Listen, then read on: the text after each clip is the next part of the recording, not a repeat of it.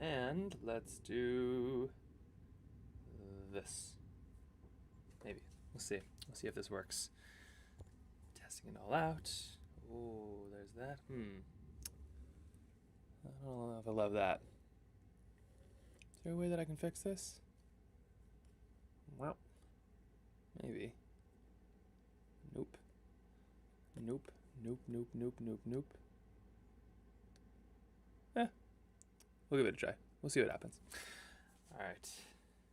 And gotta get some of this running.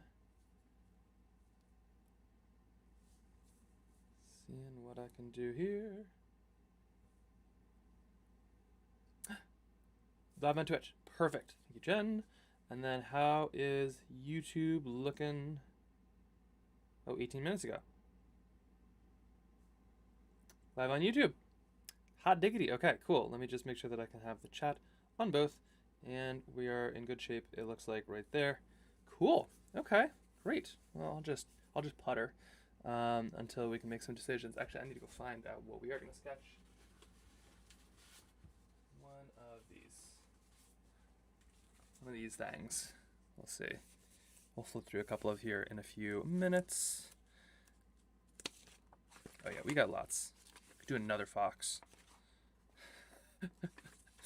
What am I looking for? Nope, none of those. Oh, ooh, hold on, that needs to happen. I should go write that down here really fast. Let's see. Why is it always getting darker? How does sound? Something blue. Something blue. Great idea. Yes. Okay, let's go track it down.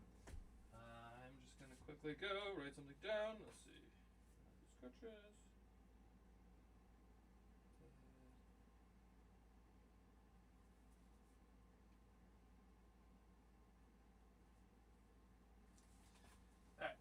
Good there. T, we have. Sound is good. Great. Okay, let's go find something blue. Where did I just put those? Man. Okay, blue things. Zoom right out. Okay, we're in good. Nope.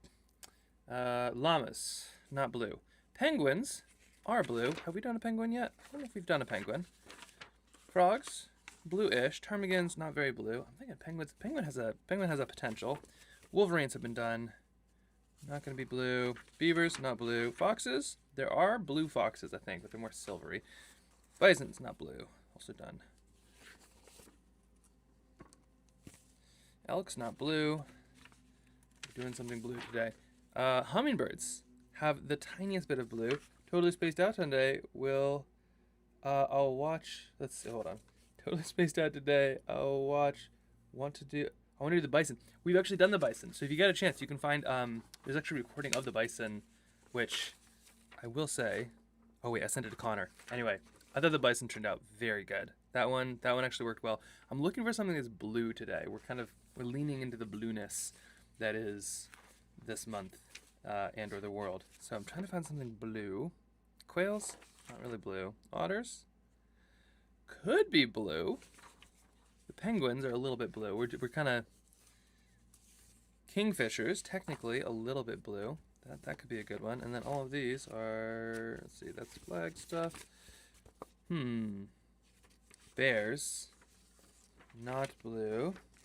Yeah, no, the bison, the bison is I feel like such a forgiving thing to watercolor. A bit of a tough thing to outline, but once you're there, it's so good. Manchies we've done, those are, in fact, blue, or they're in a blue. Actually, they're probably the most blue of anything. And those are the ones that I've seen so far. Okay, so here's our options. We have, but not limited to, we have a, looks like a kingfisher.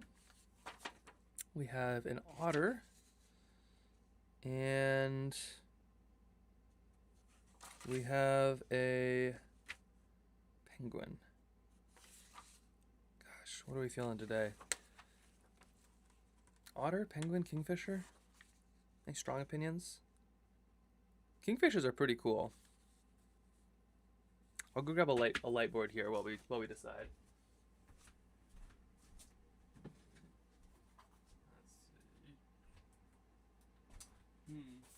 That is definitely out of batteries.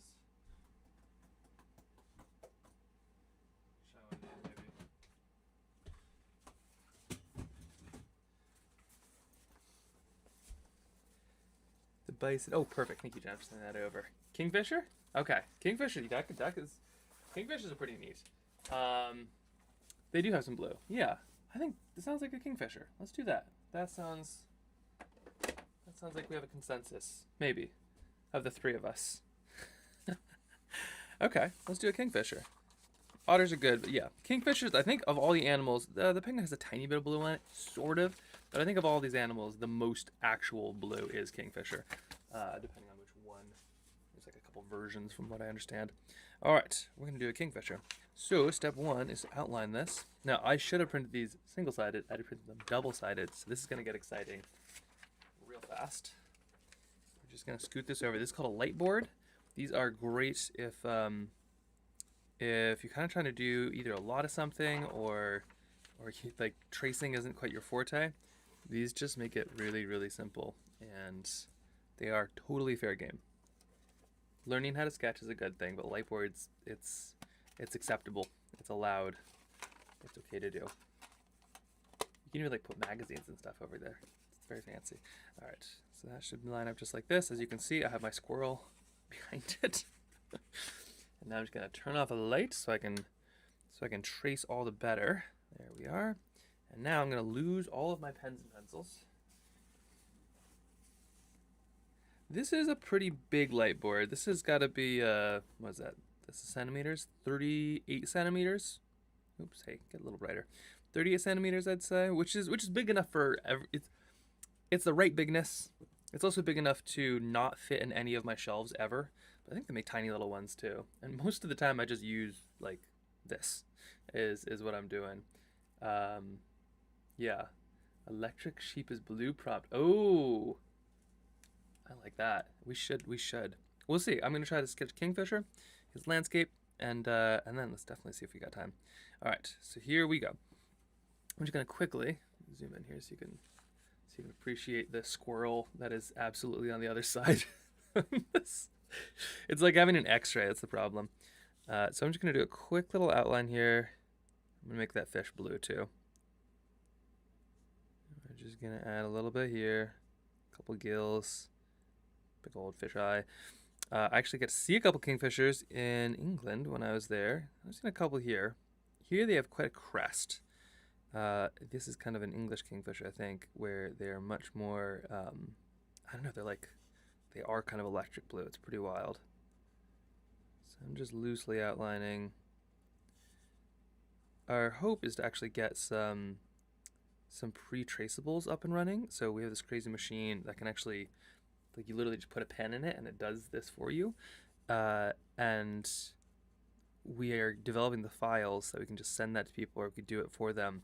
But then our hope is to use an actual pencil and machine to trace out a pencil outline, which we could send to people, and then you could follow along in the pencil outline, which I feel like is so much simpler than a light board, or you could just leave the pencil outline and just sketch it from there. So kind of like trying to make it super, super simple. We're gonna do a pica paint night on the 13th of March, I think, and so we're getting those ready for that. But we'll see. It's just trying to make it as simple as possible for all of that. All right, that is good. That is good. Okay, we're slowly getting there. Just got to try not to sketch where the squirrel is.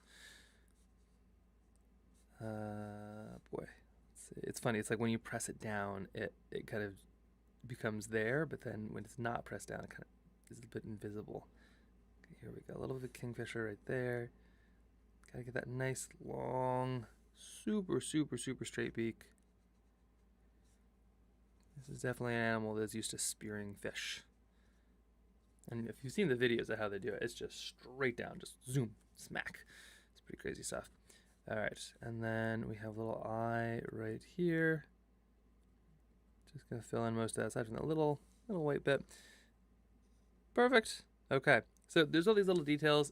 Technically, if I didn't have a squirrel behind, I could probably do that.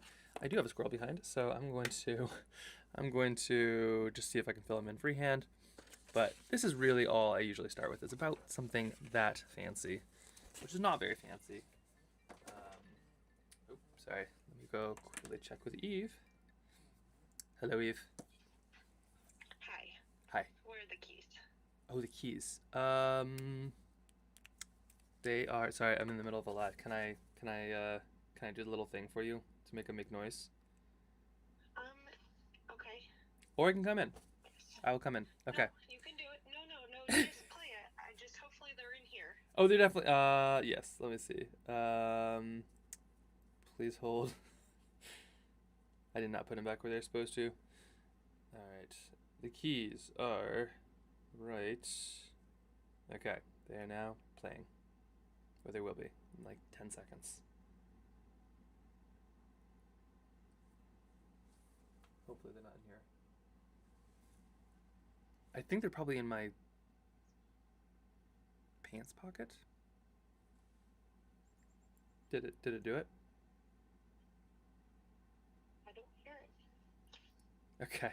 I'm gonna go check some coat pockets. Um Alright, I'll be right back. Okay.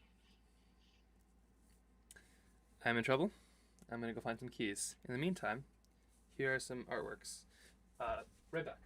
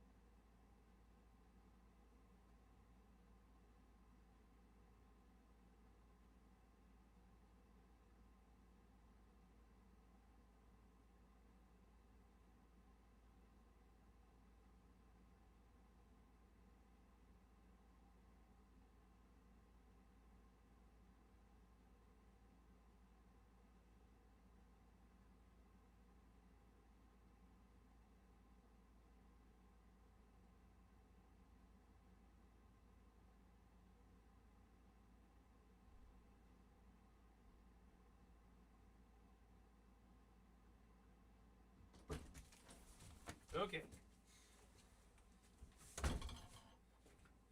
Good news, the keys have been found. Tea time. They were in the pants pocket. Which, yeah, it's the winter pantses. There's like everything is a billion million pockets, and everything's kind of bulky. So good luck finding any of that ever.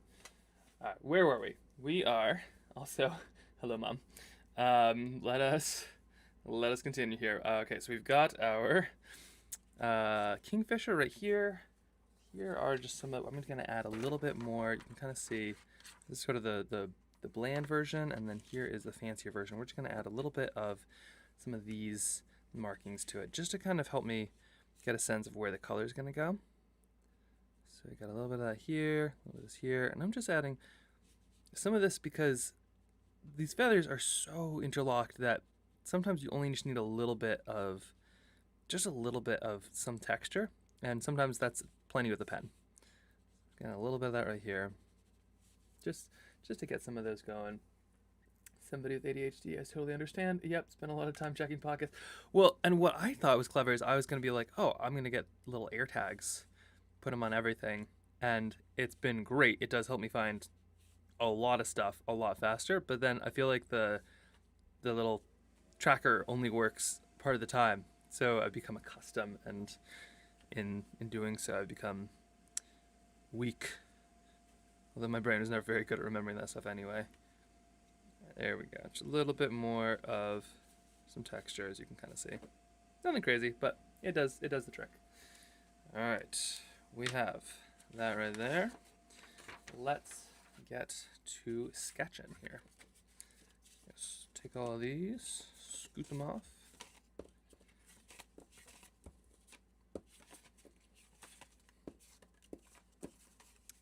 Lots of little animals. All right, here's our Kingfisher. It's weird, but I kind of like a little messy bit of a studio, so we're gonna get that rolling right there. Okay, and then just zooming right in. The batteries on those die. Oh yeah, yeah. And then you need a tracker. Also, hello, welcome everybody. If you are just joining, we are sketching something blue. Isn't there like a wedding thing about that? Like something old, something new, something blue. We're sketching something blue today. Huh. I'm trying to make it a little brighter here if I can for us. Oh, here, I think I knew what I need to do. I need to do. There we go. Okay, how's that? Okay, and we are going to be sketching a kingfisher. So you're thinking something blue. Kingfishers look perfect. So we're going to sketch a little kingfisher here, and then we're going to sketch a landscape that it would be in. So I'm just going to make sure everything is all set and ready. But first, how's everybody doing? Stall while I drink tea. For some reason, I'm in like the stally watercolor phase where it's like, I like watercolor. I always enjoy it when I do it, but that little the hurdle to actually start is feeling extra something, which I think is probably just seasonal affective disorder. Like everything feels difficult to start right now, but that's also kind of like where we are in the winter, which is why we're doing a whole series of blue things. This month is all about blue. It can be blue. This is late February, I think, is like the most depressing time of the year in this hemisphere. It's actually why Canada takes like their spring break. They did like a study, and it was basically like, this is the most depressing time of the year. And they're just like, let's toss spring break directly over there so everybody can go get outside and have some fun. So we're gonna lean into that. And we're gonna get through it with watercolor. It'll be good. But also welcome. Oh, quick lunch break. Glad you can be here. Welcome, Sherry. This is gonna be a fun one. We're gonna sketch a little kingfisher here, which do have a tiny bit of blue in them, but like it's cool blue. And on YouTube, hello. Okay, are we ready to start? Am I ready to start? That's the other question. And then if you didn't know too, we're doing a little pica paint night. We're gonna do on the 13th. So if you're looking, I think somewhere out there's like the outlines floating around. We're also creating them. So if anybody wants one made with pencil, we made a little pica paint night packet, which exists on the website, which is going to be really, really fun. I think the link is somewhere on Twitch here. Oh my gosh, sorry. I have tea in the hands. It's like, you know, if we're like when tea's, it's too hot, not too hot, it's not too cold. It's like the Goldilocks situation here where it is like the perfect warmth on the hands. I'm just gonna have to let this sink in for a second. This never happens. It's like avocados. They're only ripe for about like 10 minutes, it feels, and then they're overripe. And like with tea, it's way too hot or it's kind of tepid. But oh, it feels so good on the mug. All right, we should do this. Okay, so with this, let me just quickly, I'm gonna get a reference photo just so I can make sure. Kingfisher. I really want to make sure I get it's like the blue correct. And there's tons of different versions. So here, let me show you. In Alaska, is that gonna focus? There we go. So in Alaska, we have more of this kind, I believe. I think this is a European kingfisher. We have these. They're a bit more of a mohawk. They look like they have just a big head. They're just like a big-headed bird. But we're doing this kind, which I believe these ones are European. I really, really, really should know this. If anybody else knows this better than me, please let me know. But we're doing this kind right here, because this is what I saw something like this in England, and it was really, really, really wild. So we're gonna sketch this variant, which is much more blue and much more. That's just much more blue. Although I love the rugged kingfisher. I should learn words. I'm a big bird enthusiast. I am not a good bird knower. I think there's definitely people who can like collect birds like they collect baseball cards. I'm just stoked. I love ravens and crows and magpies and pigeons as well. Like I just feel like birds are just cool. They're just fun stuff. All right, we are gonna do this. Here we go. Ready to do this? Am I ready to do this? Yes. All right, we're just gonna check our bird out. The ones at Erie Canal are pretty indigo bluish. I wonder if it's like an East Coast, West Coast thing. Pikas are super cool. Saw my first pike in August. Oh, very exciting. They are. I love pikas. You certainly heard them, I'm sure. If anybody's ever gone like hiking in any real mountain range where they are, you just hear like it's like somebody's blowing a whistle. It's like you're a lifeguard, you know, or you're being watched by 100 tiny lifeguards. Marmots make some big sounds too, but pikas are classic. Watching kingfishers are super cool. We have belted kingfishers. Oh, the ones in the Erie Canal, pretty indigo bluish. Yeah, that's probably the difference, right? One is belted and one is something else. You know what? Hold on. This is a learning opportunity. Kingfisher types. You just gotta ask. Okay, cool. Here we go. So, for all those who, as I'm not gonna pretend like I'm knowledgeable on this. We're gonna prove it. So this right here, this is a common kingfisher, which is wild because it's gorgeous. This is a belted kingfisher, which I think that's what we have more of here in Alaska, I want to say, or at least that's what I feel like I've seen more of. There's a sacred kingfisher, and then a kookaburra, which is probably up in the old gum tree. Not sure why that's in this. Stop kookaburra. You're not a kingfisher. That's me. So, and there's lots of different kinds of these. Oh, very cool. Kingfishers of Australia. Wow, okay, so there's just tons and tons. So we're going to do a common kingfisher. That's what we're going to be doing today, which is great. All right, ready to do this? Oh, hold on, let's look up a couple quick kingfisher facts, too. Kingfisher facts. Basically what I'm going to do is in a second I'm going to hit record, so that way other people who want to do the kingfisher have the option to be able to see the video in playback, but you get to see the behind the scenes, which is the quick facts. Just absolutely, just immediately checked in. Oh, also thank you for the follow. Thank you so much. And let's see. Okay, kingfisher facts. Small to medium bird, roughly, brightly colored, totaling about 118 species worldwide. Crazy. So they've done well. Large heads, knew it. Long dagger-like bills and short tails, specialized predators that hunt fish, insects, small vertebrates, perches, hovering, and then diving. Yeah, so they are. I've seen all of that. Appearance, size, blah blah blah blah blah. Habitat near rivers, makes sense. Technique, sit and wait approach. Shocked. And let's see.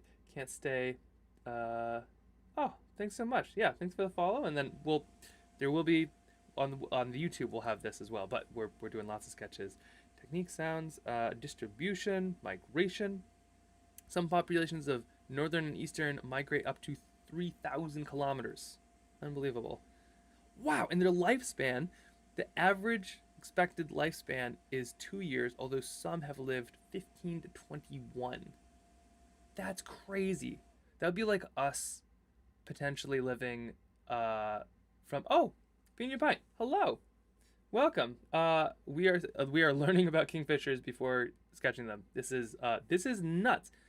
They can live up to 21 years, and their average is 2 lives. That's like a human who's supposed to only live to 100 lives to what? That's 2 times 20 divided by 2 is 10 more. So that'd be like a human, like one person just living to like 1,000 years old for no good reason. Bonkers. Absolutely bonkers. Okay, now let's start. Are we ready to do this? We are gonna be sketching some. Also, Pinion. If anybody isn't already following, Pinion Paint does amazing stuff. Speaking of Australia, Australian voice actor and or narrator, whatever your title is, and really incredible painter, but also just excellent streamer, and does way fancier birds. But we're gonna give our own little attempt to a kingfisher here. This is a common kingfisher, not a belted kingfisher, but I just learned that Australia apparently has a ton of them. So we're gonna take a trip down under at some point to go find some sketches, and hopefully I'll see some kingfishers. But until then, we are going to be doing some sketches of them. Okay. Step 1, huge sip of tea because it's perfect and it'll be cold by the time I'm done, and then let's make this happen. Okay, ready to do this? And am I ready though? Just gotta click this button and this button. like I said, I'm gonna record this just for the YouTube later because a lot of people have been sort of rewatching these as like tutorials, which seems to be really fun. Oh, see, it was long before I found out that a kookaburra is a kingfisher. It makes total sense with the shape of their bill. Yes, okay, so we just saw that. It's the wildest thing because I was thinking like, what's a kookaburra doing here? Because I've been to Australia a couple of times and just like kookaburras in the randomest place. So like, of course, there's a kookaburra just like next to the kingfishers in the descriptions. But yeah, they are such an interesting bird, and they're talking about their big heads, which is that's always what I think is they look like a cartoon because they just have these massive, kind of thick heads. But when your job is just to like into the water to fish, I guess you definitely want a big head. It's bonkers. But yeah, what a cool bird, and the sounds they make, gosh, they're so beautiful. All right, so Kingfisher. We're gonna sketch Kingfisher, and then we're gonna sketch the landscape that it's from. I'll get pretty into it here, so if you don't hear from me in the comments for a couple of minutes, that is why. But then we'll sketch those, and then we'll see what time we have left for one more. And also, thanks for joining here, everybody. This has been kind of a crazy week, and it's actually just so nice just to be able to sit and paint a little bit, you know. Okay, we have this. Let's go clean off the palette just a little bit. Pretend like we're civilized artists. I always see the artist palettes though on like Instagram or something, and they're always like clean and nice, and it's like, who are you, maniacs? Who has a clean palette? A clean palette is a sign of a wasted art opportunity. I say as I clean my palette, but even then, you can tell, All right, so we're just gonna put this here. Okay, ready to do this? Here we go. So today is the Kingfisher. We're working through some backyard animals, and this is kind of a backyard animal for some people, not necessarily for the Alaskans. I believe we have belted kingfishers up here, but this is going to be a common kingfisher, which is kind of electric blue. I've seen a couple in some wild places, and they are still one of the coolest animals. So we're going to just jump right in by adding a little bit of some color, just a touch. So here we go. Just a little bit of some blue, and they have this really interesting sort of belt along their neck. It is not blue, it is white, but I'm going to add a bit of that because that kind of shows shade. Not to throw shade at the kingfisher, but we're going to kind of add a bunch of, what was that? Just like some art, like schmuck. But we're going to add a little bit of some of these colors. I haven't decided if I'm going to fill in the background yet, but we can kind of choose that a little bit later. So here goes the brown. So we're going to be adding just these little layers, kind of working light to dark. Outlined it a little bit, just with some pencil and then some pen. Actually, I take that back. I think I went right to pen. I was feeling bold this morning. But we're doing a little bit of some brown. And I feel like the trick with birds, a lot of times, you can do two things. You can either be very, very, very, you can be very precise and on purpose and just meticulous, or you can go fully off the rails and just go for it and be bold and just kind of go one and done. I'm going to give that an attempt right now. Why not? There's always more paper. You can try it again.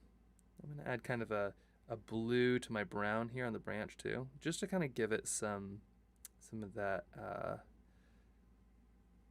Not all trees kind of have like bright madrona brown branches. So we're giving it just a little bit something, make our kingfisher sing just a little bit. So we have our little tiny stripe right there. If it's too much too, you can always use paper towel or toilet paper. Huge fan of toilet paper here because it's just so versatile. Is it a Kleenex? Is it for blotting stuff? Is it in case you have an emergency? It could be anything. And I'm just going to blot just a little bit. And that just kind of leaves a little bit. I'm doing this because really I want to speed up the process, but also this right here is mostly white. So I'm kind of just getting that underpainting going just a little bit. The next little bit we're going to mess with here is going to be this little fish. So we're just kind of painting in the light layers, and that's sort of how we're just going to start with all of this. Just piece by piece, a little bit of some A little bit of some fish right here. I'm just gonna make it kind of like a little minnow of some kind.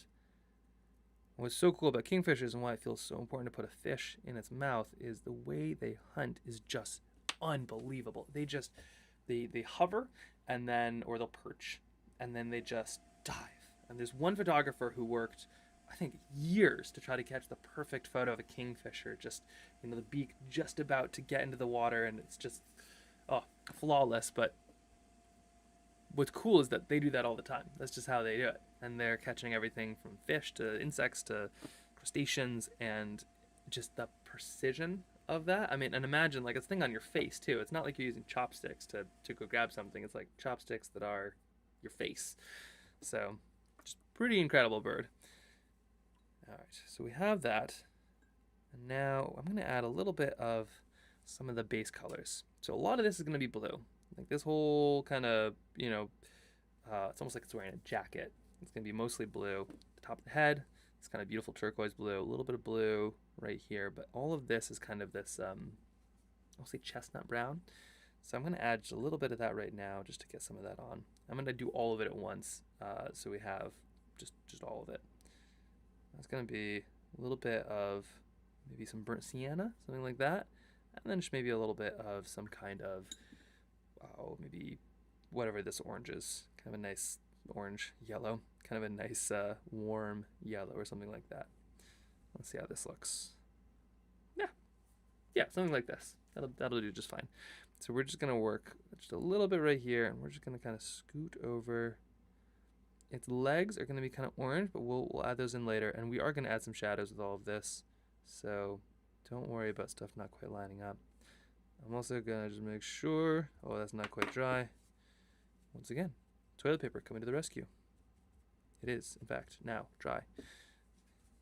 And we're gonna add just a little bit right here, coming over where those legs would be, and coming down, piece by piece. There we go. And like I said, we might be adding a big background in. Haven't decided. I'm gonna see kind of how stuff turns out. That's always a nice thing that you can do with painting is if it doesn't turn out great, just slap a background on. See what happens. Give it a go. Why not? Over here too, here comes a little bit of this right below the eye. So it's got this interesting little thing going on here. I am now thinking actually way overshot where that white stripe was supposed to be. I think it's actually supposed to be like coming off the tail end of this. So that's exciting. And we're just gonna redo that.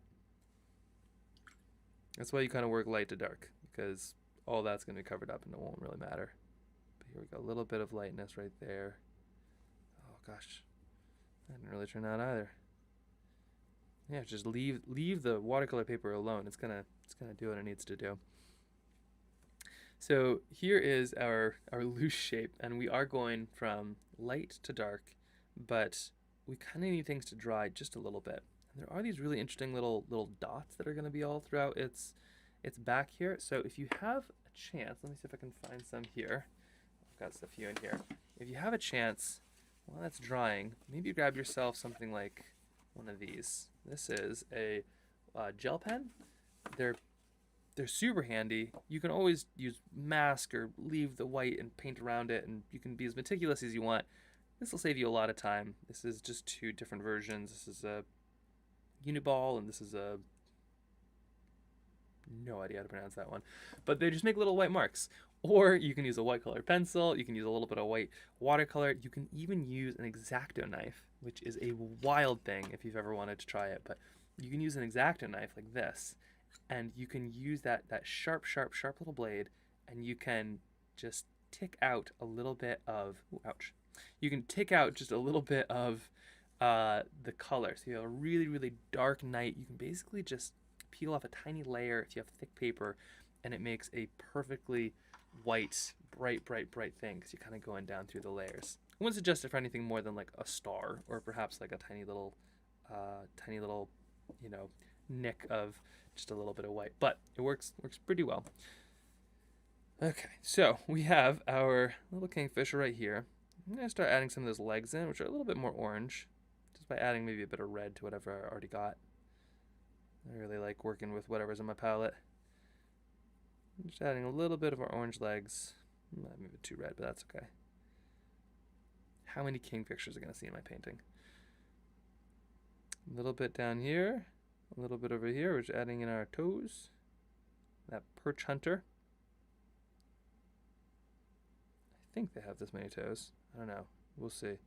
Birds always kind of confuse me. I feel like they're just full-on dinosaurs, and you never quite realize it until you see their feet. And it's like, whoa, hold on.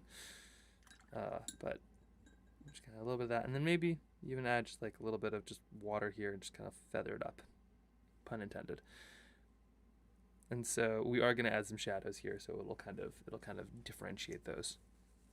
Now with watercolor paintings, just like most everything, it usually comes to life in the last couple brush strokes, and I feel like birds are that way in particular for me. Like they are fascinating critters, but like it's like those last couple brush strokes that they come to life in.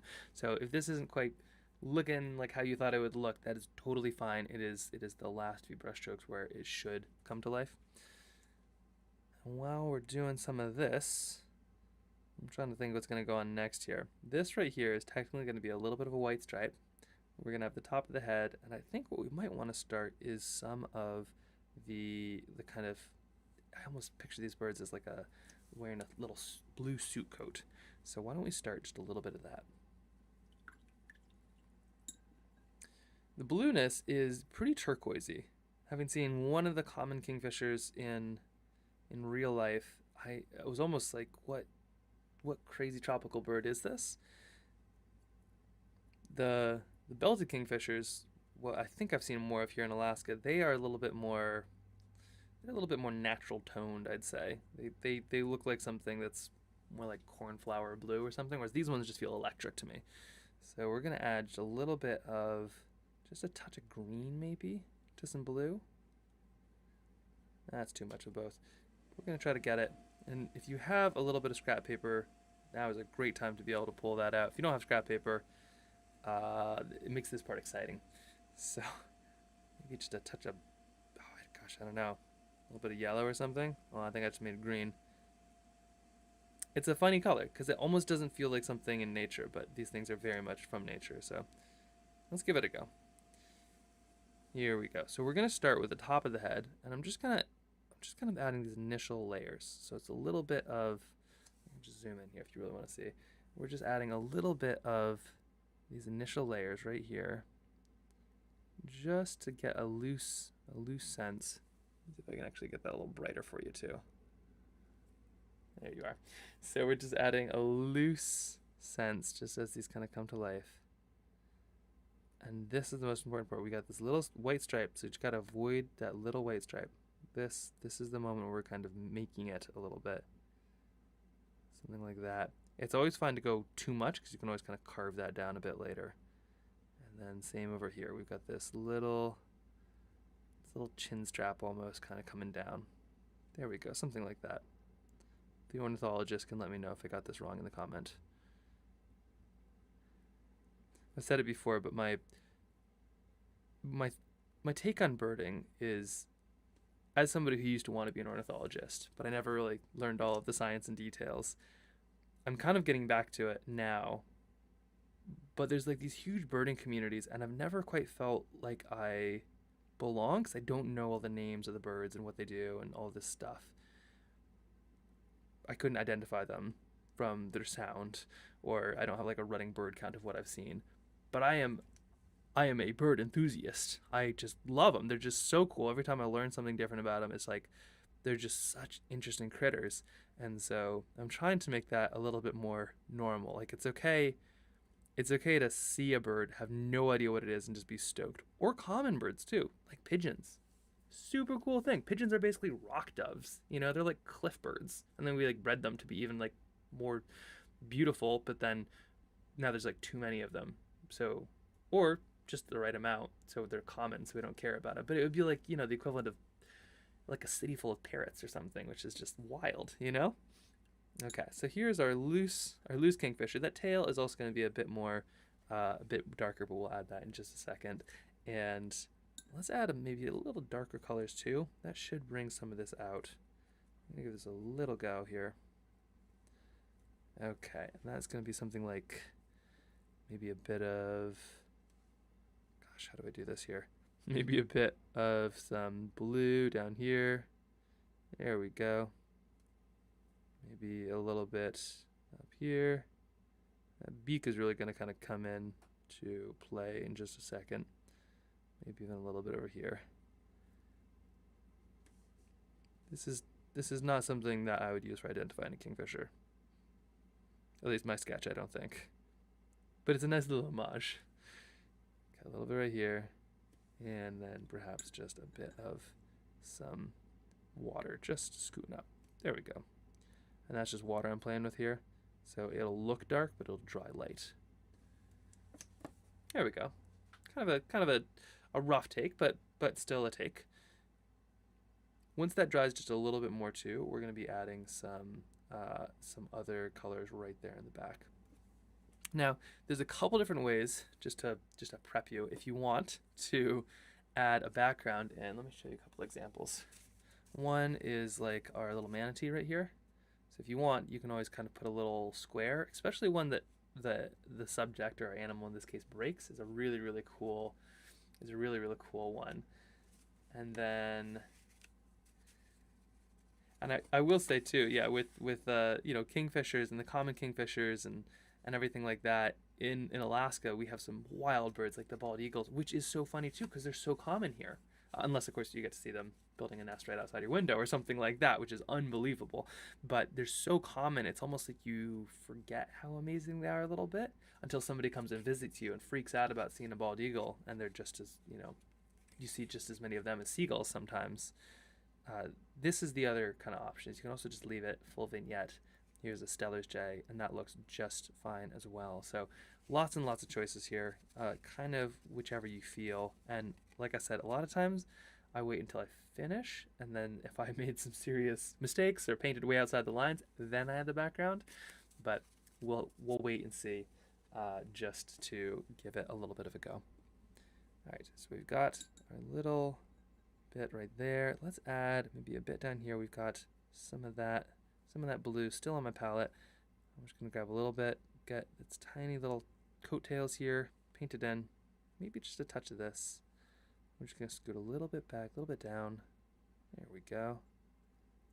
It's okay if it kind of, these feathers sort of blend together anyway, so we're in good shape there. We are gonna be adding some kind of darker tones down here to give it some shape. Right now, kind of a flat bird. Not two-dimensional. You're so much more. You're such a multi-dimensional bird, but this painting is a little bit flat, so we're gonna add just a little bit more. I might add a touch of something just to let this kind of fade right there. But we're gonna add just a little bit more in just a moment once this layer right here is just a little bit more dry. The beak, however, I think we can go for if we want. So let's maybe give this a go. I'm gonna do it in kind of two stages, mostly dark stage, and then a like even darker than that stage. So here's a little bit of what am I gonna grab? Indigo, Moonglow, something that uses G and L, and I'm just gonna add just a layer. There we go. So something that looks kind of grayish, a little bit maybe of some light black, something like that. Just a kind of light-ish layer about right there. And then we'll add a bit of dimension in a second. Same over here. That poor little fish. Did not even see it coming. Probably not for want of trying, but I think these kingfishers are just so fast. Like, good luck to be a fish. Gosh, that'd be so rough. Just doing your own thing, and then boom. Okay, a little bit there. Whoa, too much. All right, trying to blend out my mistakes. There we go. And with watercolor too, it is absolutely something you can do to just kind of, if you don't quite know where the thing ends or how it works, just like toss some water in there, let the water take the choices and the chances, and then pretend like you did it on purpose. It's a little bit like when people don't know how to hit a note and they do like the Disney, what is it called, the Disney slide or something, like almost hit a note but then just sort of slide all over the place just so that you definitely did hit it at some point. National anthems, they love to do that. So this is that's kind of the watercolor equivalent.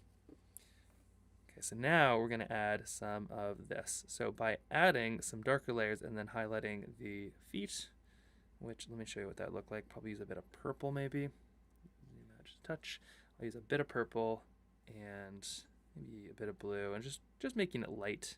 Really just trying to do something that's a layer on top. There we go. Okay.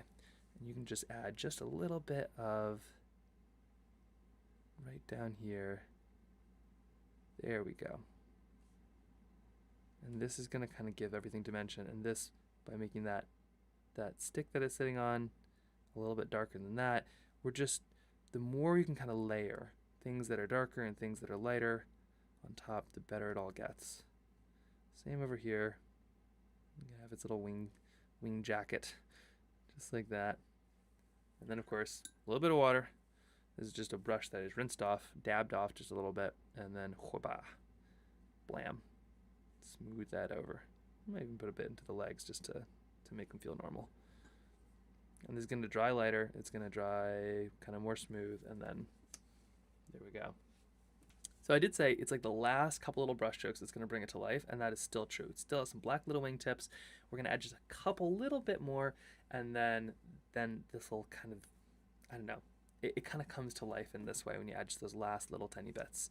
So let's get most of the rest done, and then we're just going to add those last little bits piece by piece. And if you can only stay for a little bit, or if you are just giving this your first try, these birds are really fun to sketch, but the cool thing is the more you do, whether you sketch a kingfisher now or you're sketching a raven later, kind of the more birds you sketch, the better all of them become. So maybe it turns out great, maybe it's not exactly where you expect it to be, but either way, it's gonna help all the other sketches you do in the future. So let's just add a little bit of this tiny bit on this tail. Gotta make sure we don't have a half-finished fish. Gotta give this kingfisher a full meal. Maybe I even add some shadow down to really bring that to life. Oh, my fish doesn't have an eye. What am I thinking?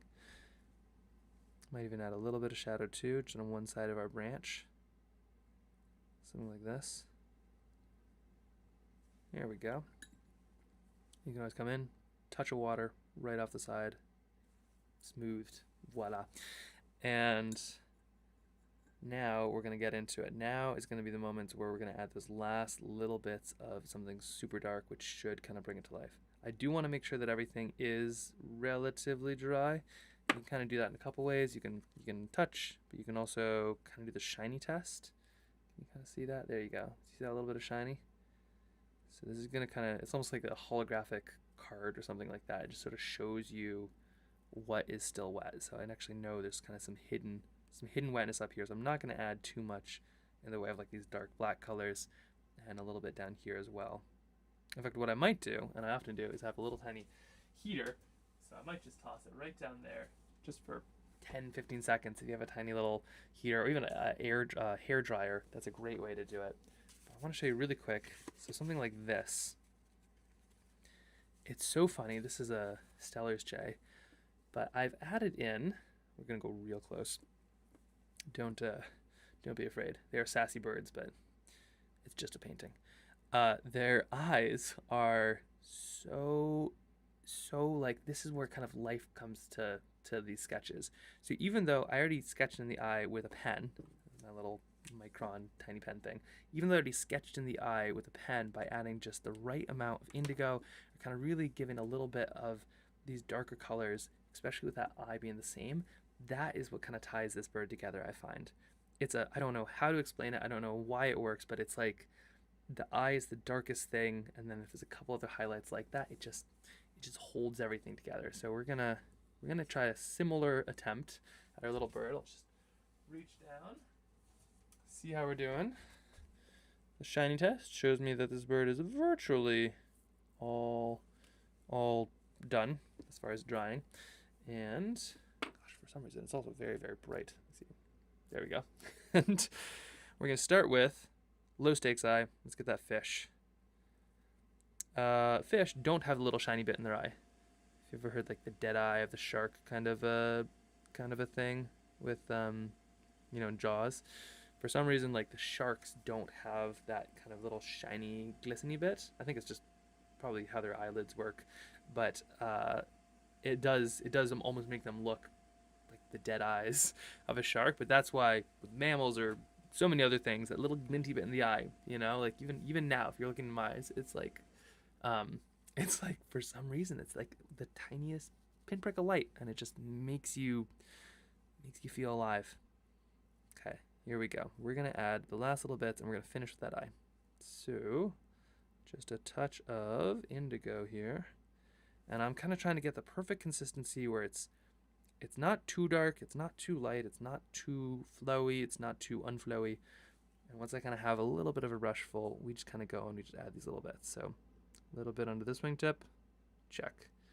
A little bit under this wingtip, also check. Oops, going into my, we're going to add a little bit maybe down here, something like that. Even a touch over here, maybe even a bit down here, who knows. But it's simple, it's quick. I'm gonna come into some water there in 1 second. I'll do it now. Although I'm sad to lose some of that good water there. Okay, a little bit right there. I'm just gonna smooth that out just a bit. There we go. And then grab some more. Recycle, reuse, and just twist a little bit so I get my perfect brush there. Oops. Okay. This, once again, paper towel coming in. Absolutely the best. Gotta be a little bit more careful this time. That perfect line right across. Maybe another one down here. And then maybe one up top.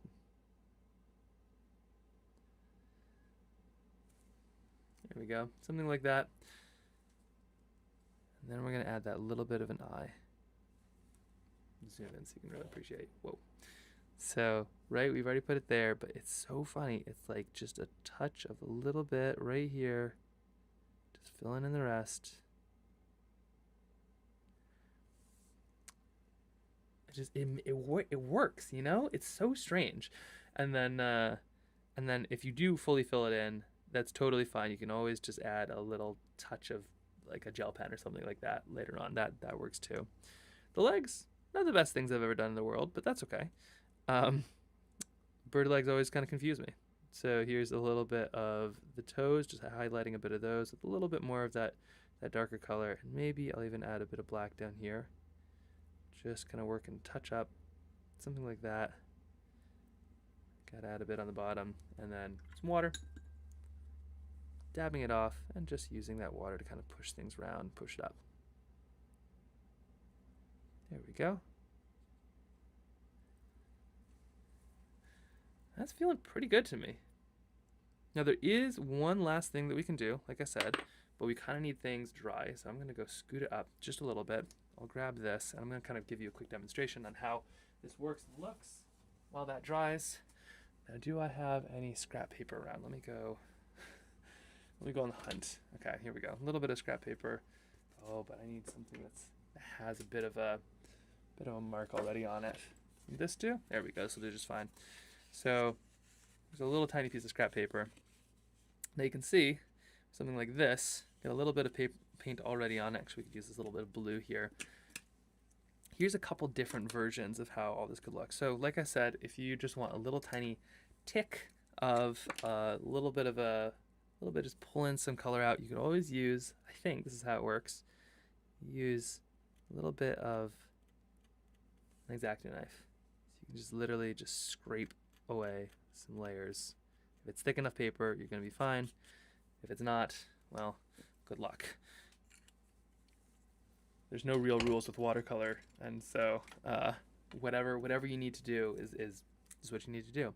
This right here is a gel pen that's a little bit more kind of pure white, and these are always good to kind of like test out a little bit before you mark up an animal that you just spent a lot of time creating. And then of course there's this one, which these ones are kind of funny to me because I feel like they go on clear. See, line, line, line, line, line. Nothing. But wait just a minute, because sometimes this crazy thing happens where all of a sudden it just kind of turns white. Like it's like a time delay or something weird like that. But you can kind of start to see those lines are forming. And I know that you're literally just watching paint dry at this point, but right? It's happening. Something's happening. I'm not touching it, and all of a sudden those lines sort of just develop. I often like these lines because they're a little bit more transparent more than this. It just feels like it's layered over top. Tons and tons of things. The problem is like they're invisible, so you don't really know. Okay, so now grabbed our Kingfisher back, and it's relatively dry, and now it's a matter of let's add just a little bit of some of those lines on top. They have these beautiful markings. They have some kind of stripy things on top of their heads. They have some beautiful little markings down below. Let's give it a try, see what happens. I don't even know. I love this, but I don't think I want to risk it. So, let's risk it. So here we go. I'm just going to add a little bit of some color. We're going to try just a bit on top. Nope, I'm not. We're doing the normal one. Here we go. And yes, you're literally watching paint dry is absolutely should be our new tagline. Usually we just say paint it forward, but gotta call it how it is. So here are just a couple of these little lines. Here we go. Just gotta make sure this is working too. I'm just gonna add a couple of these little lines, something like this. They are a beautiful kind of stripy bird on their head. You don't need to put too many. You're just kind of putting the hint of line. It's like the chips, but not hint of lime. It's hint of line. And we're doing the same right down here. Touch right there, and then over here there are these like little almost little marks that just kind of go across, almost like, there we go, something like this. A couple down here. It doesn't take much. Kind of mess these ones up a little bit, but that's okay. There we go. So something kind of like this, almost moving their way up. And then maybe a couple down here to show off where some feathers are. So simple, easy, quick, but also you got to get those little tiny bits of detail because that's what sort of brings the bird to life. And there you have it. Tiny little common kingfisher. Nothing common about it from my take, but just a couple layers can kind of bring this bird to life in this really, really, really fun way. And look, even got a fish. So good on it. Now, if we want, we can add a really quick little landscape here. And this is something that I'm trying to do a little bit more of because the animals are great. And I feel like in so many cases, we love the animal, but we don't always think about or put in context where it is from. And without these landscapes, you're not going to have the animal. So I'm going to go grab a sheet of paper here. You can see how much of an afterthought it was. I've actually got to go track one down. There we go. Okay. And so let's go do a quick landscape of our little kingfisher just to give it somewhere to live. Because that's important too. Got a little bit of, there we go. Here's our scrap paper. Okay. So I'm going to work right here on this. Might even tape it down if I'm feeling wild and crazy. Unless the tape is too far away for me to grab, which it is, in which case, sit, stay. It's a perch animal anyway, so we're fine. Okay, so we are going to sketch the landscapes. Let me quickly go check in and see what we're gonna, let's see, Kingfisher stream. I'm gonna kind of make an amalgamation, but I just want to make sure I am doing it justice. So we're gonna do, yeah, just kind of a basic braided stream. The common kingfisher are going to be kind of looking for sort of smaller streams, almost like, imagine like a brook or something like that. So we're going to do just a little beautiful stream with a kingfisher, and we'll put it kind of perched on a tree high above, waiting to dive in, I think.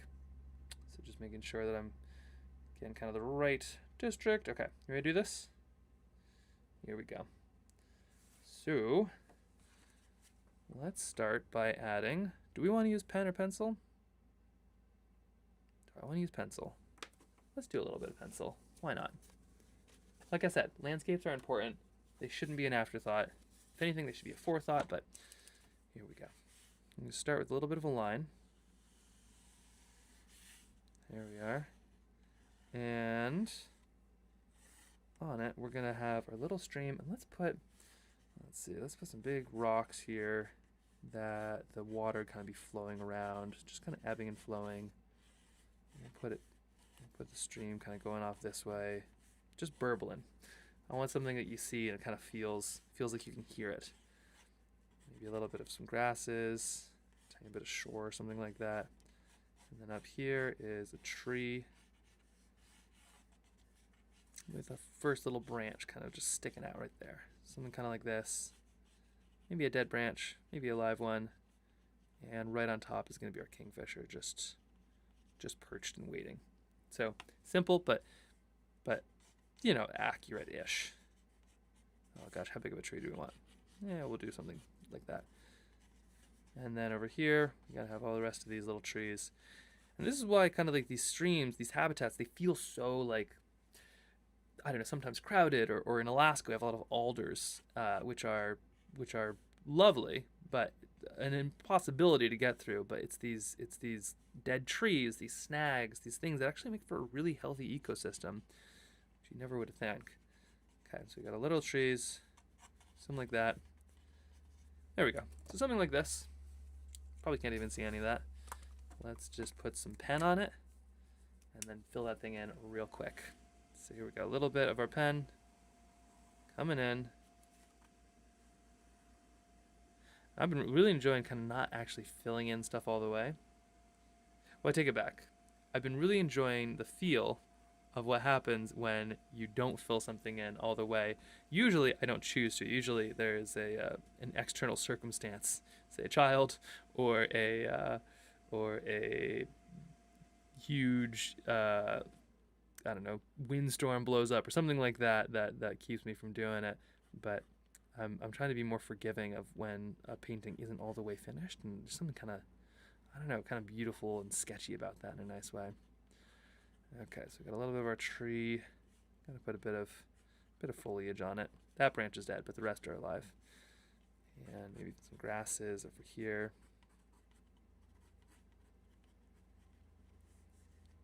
A couple of our rocks.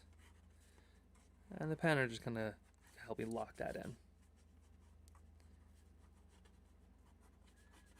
Okay. There we are. Something like this. If you are painting one of these at home,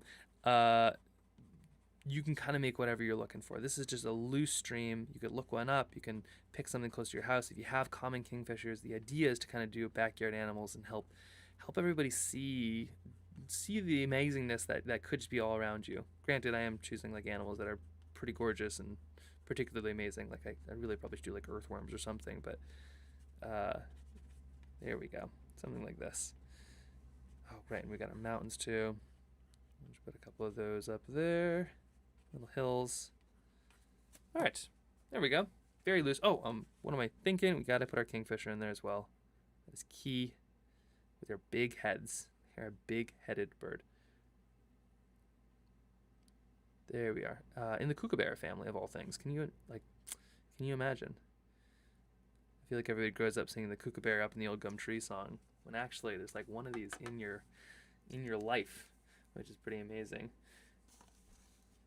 And it is scary, yeah. Like the abstractness, the white space is it can be kind of terrifying, but it's also, I feel like there's an honesty in watercolor.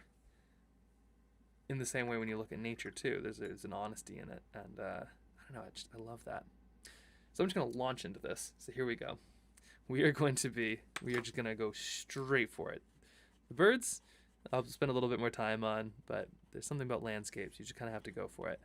A few more rocks. There we go. Something like this.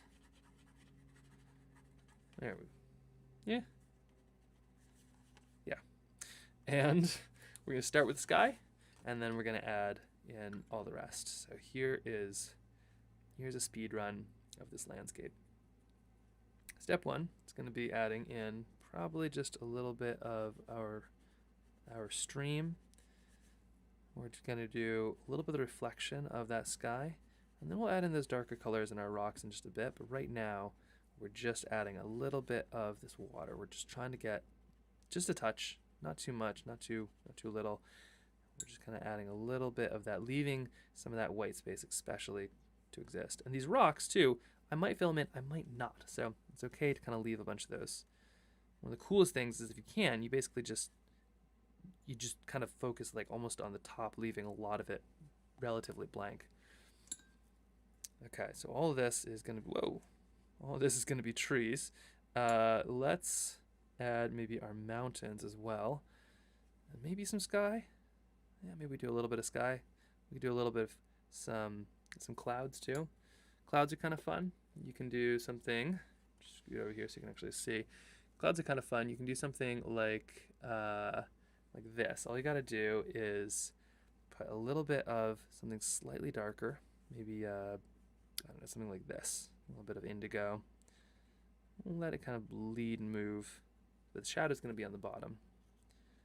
And then maybe add just a touch, not too much, but just a touch of some of your water, just to let it kind of move a bit. And then you use the blue, whatever your sky, the rest of the sky, could be a cloudy sky, could be a sunny sky. Use that and you just carefully avoid most of your cloud.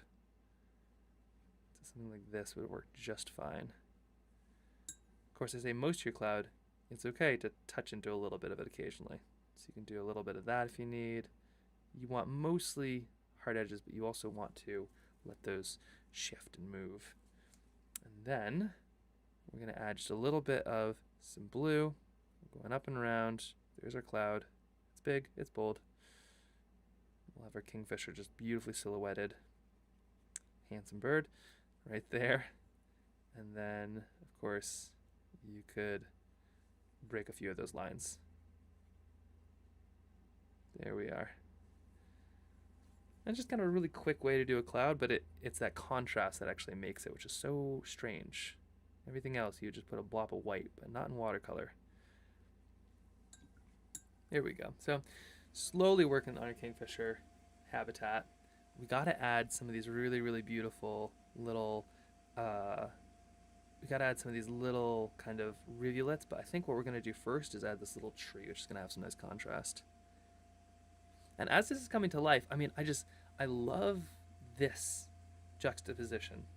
One of my good friends who's since passed away, but I was so lucky to I've met her when she came up to Alaska. She would always sketch some really beautiful nature, and one of my favorite things that she did, she showed me her sketchbook, and she had all these little trail tiles with the little kind of corner holders that you'd use for scrapbooking for photos. She had all of her little trail tiles in her book as well, because they're kind of part of that sketchbook process. And I think there's something kind of beautiful, especially if you can kind of connect the landscape to something like this, that is just so fun about mixing those two. Two sheets of paper, but one kind of thing, just like the landscape connects to the animal. Okay, a little bit of that blue right there. We're going to add a little bit of this going down through. This is purple. I'm just adding some shades, not overthinking it too much. Sorry, no, what am I saying? I'm definitely overthinking this, but I am trying to move fast so that I can't overthink it too much. Bit of green kind of coming in there, and I'll figure that through here in 1 second. And then maybe a bit more brown, but just trying to get some of those textures in that I want right now. There we go, something like that. Ta-da! Now, sometimes this is actually perfect. You got to leave it where you leave it, and it's like, you know, that right there is everything. But in this case, got a bit more light in there. In this case, I do really want to kind of like soak in quite a lot of that. So we're going to be, let's see, just got to move. What next? I think we need probably just a little bit more in the greens, especially if this is going to be darker. I want some of that leafy foliage. So now, adding a little bit of my green. And if this feels like I'm moving fast, it's because I am. And I'm just going to try to scoot through a lot of this because I want that contrast. I want this to be one of those forests that you almost like just slip into, you know? Like shady, but then it makes all of the grass and the things by the sunny stream just all the brighter. That's what I'm aiming for. in Alaska, a lot of the kookaburras I see are in kind of near salmon streams and things. So they're looking for fry, which is a baby salmon, and they're looking for all these tasty little critters to eat. Did I see a kookaburra kingfisher? I meant kingfisher. They're like gonna be stuck in my mind together now. Got a little bit of green coming up over this side. And just for the record, this is not off a photo or anything. This is fully out of the deep recesses of my brain. So if things get a little strange, that's okay. But I feel like the beauty is I've seen and I've sketched enough of these places that I feel like I kind of understand where they are. You know, like it's not like AI, you know, or artist intelligence. It's like, yeah, they all have things in common, and once you've sketched a few, they all start to kind of come to life in that way. Okay, so here comes a little bit of some of these little bits of reflection, kind of just slowly moving through and in. Gotta add, the darker they get, for some reason, when you get kind of closer and closer, it just gets darker and darker. There we go, a little bit there. A little bit of that purple coming in too. Maybe in a bit of blue. I'm starting to hear the burble. That's what I was aiming for. I want a landscape that feels like you can hear it. And if I knew what if I knew what a kingfisher sounded like right off the bat, they kind of have this cool little, gosh, I can almost hear it. Maybe if I finish this painting, I'll get there. Not quite dry enough to work on that side yet. And then of course there's our little kingfisher right there. So why don't we add just maybe a little bit of some blue mixed with some brown. Let's get some texture in our tree. I'm gonna add some of these kind of streaky things just to kind of get some of that shade, but mostly while it's still wet. I want the watercolor to be able to kind of do what watercolor's best, which is create wild and interesting textures. So we're just gonna a little bit that here, and then down here where our grasses are, we can kind of use that to carve out just a little bit of that. Something kind of like this. There we go. Of course, grass has shade on its own, so we might need to add a little bit of that there. And leaving a potential little bit to be discovered. We'll see. I might fill this whole thing in, I might not. Up here I can see my sky is still working on itself, that shininess, see that? Kind of gives you a sense on what is still wet, which can be really helpful. But this right here, this mountain is starting to dry a little bit, so I'm going to add my mountain range. I'm definitely painting this in the summer. I mean, it is very much not summer right now, but these are also not the kind of kookaburras. This is also not the kind of kingfishers that we have right now either, so that's okay. Get a little bit down there, a little bit over here. Getting some of that purple mountain majesty in there. A little bit of some shade on the mountains, just so that tree pops. And then I'll let water do the rest.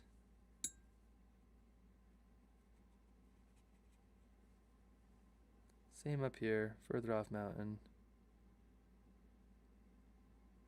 There we go. Now I will be filling in that kookaburra too. Oh my gosh.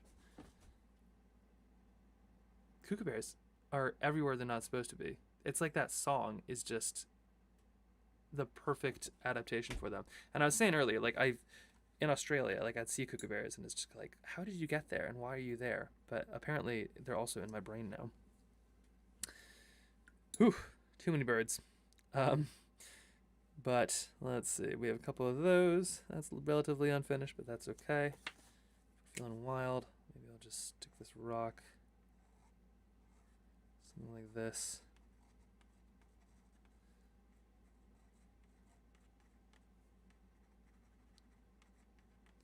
There we go. And let's start to add a little bit of the probably the reflection here. We're going to get darker and darker and darker. We started light, and we're just going to kind of continue to get darker and darker and darker.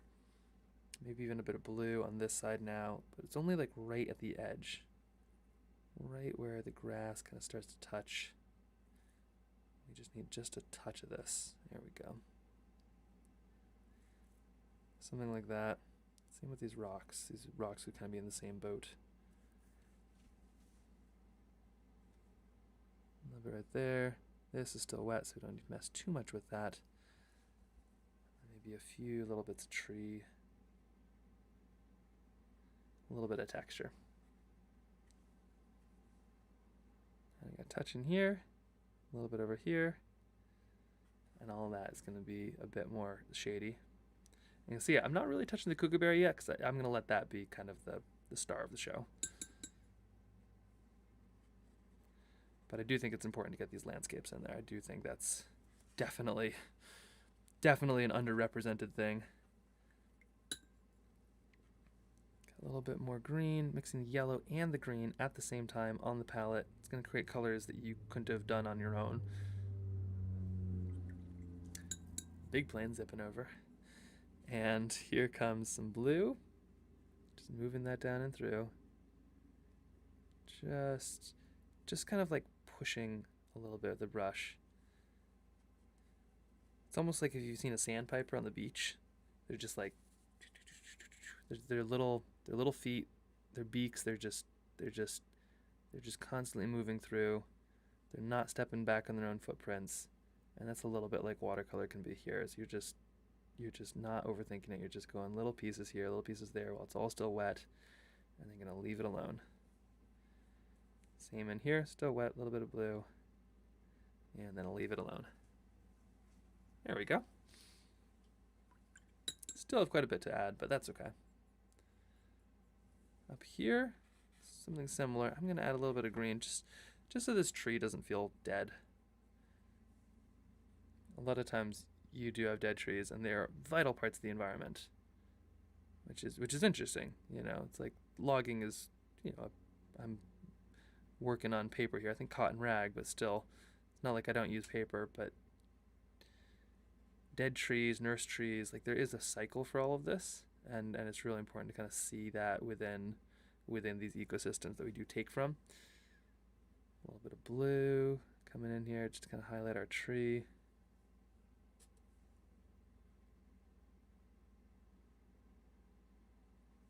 And let's add just a touch more right over the edge. There we go. Something like that. Maybe I'll even add a couple little leaves just to make this one feel still alive. There we go. How's that? All right. A little bit of blue because nothing's ever one-dimensional, and this whole month is about leaning into the blue, at least for me. There we are.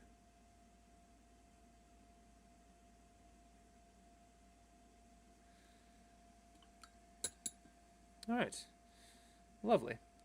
Now we're just kind of waiting just a moment until some of this is a little bit darker, a little bit drier. Just seeing it's getting there. If you're impatient, you can always use just a little bit of this. Paper towel, tissue paper, whatever you're using. Dab, dab, dab. Yep, looks like that's going to be pretty close. This you can see was not, as it zips over there. And I'm actually thinking what I might do is I'll just go quickly add this, give it a little bit of heat, a little bit of dryness. I can show you kind of what I was thinking of when I was saying things that weren't fully filled in. This is an example. Here's, speaking of trees and shorebirds and all the rest, here's an example of a tree that I only had time to kind of partially work on it, but there's something kind of gorgeous about not quite filling in a landscape.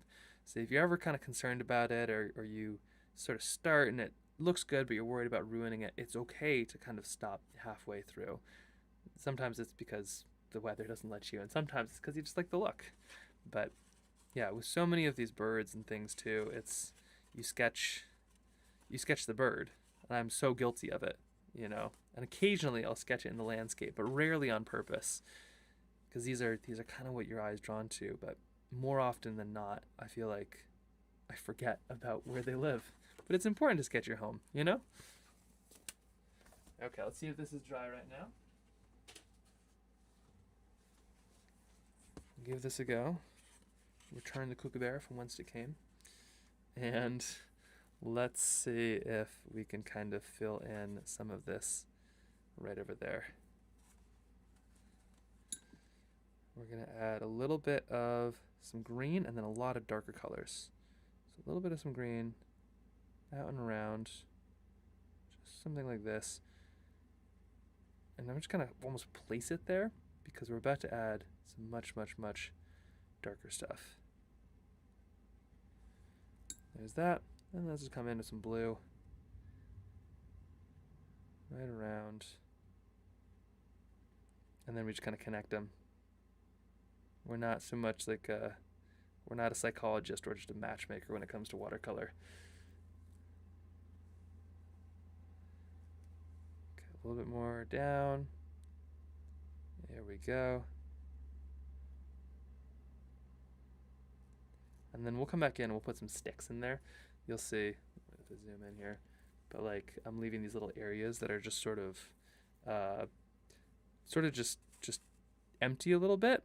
That's on purpose because I'm going to come back in there and add some sticks and twigs, and it'll kind of bring it to life in a different way. Okay, a little bit down, a little bit over, and now I think it's time to just use some water. Let the watercolor do what it knows how. A couple little things in there make really beautiful kind of tree, and then let's add this background mountain, and then we're basically onto our kingfisher, and that's it. It's a little bit of our background mountain just going in here.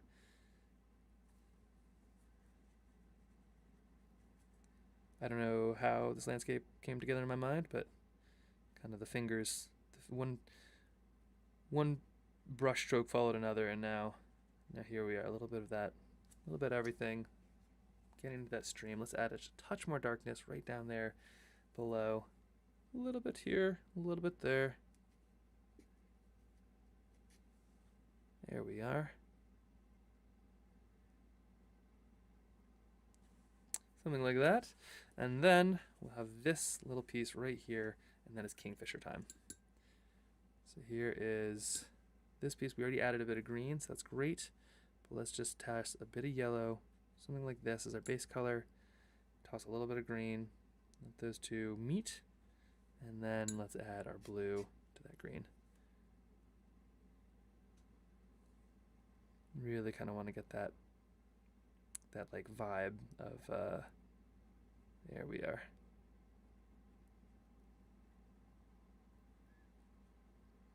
And ta-da! Okay, so we have this. Now it's time for our kingfisher. Oh no, it might be rock time. Yeah, let's add a couple rocks and then kingfisher time. Couple rocks here. Just gotta add a few. Yeah, something like this. Great. Okay, now it's kingfisher time. So we're just gonna add a little bit of our kingfisher. This is what I love too, is if you can paint a landscape but you still want to add a bird, it's very simple.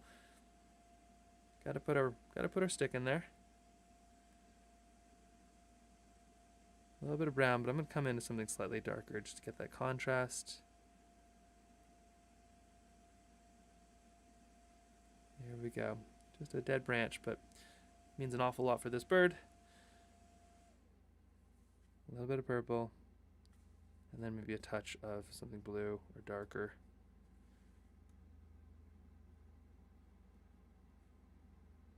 There we are. And now for the bird. We do want this to be relatively dry, so I might have just messed up by doing that. I might need to add a little bit more, wait a little bit longer here. Let's add some texture while we're waiting.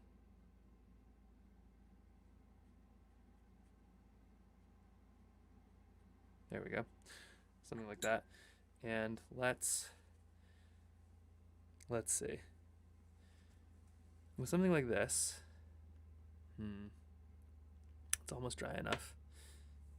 Add a little bit more. This is the stalling part. The first half of a painting is kind of to make it. The second half is to stall until you ruin it.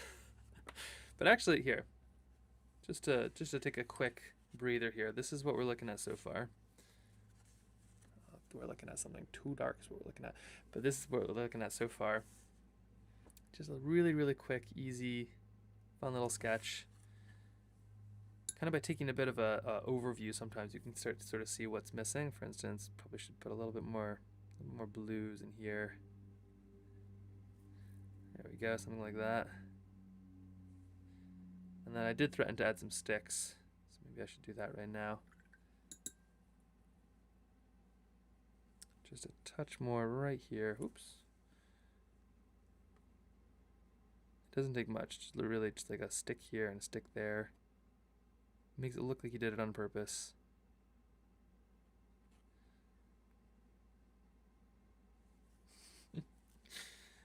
And perhaps even a little bit of some shadows down here.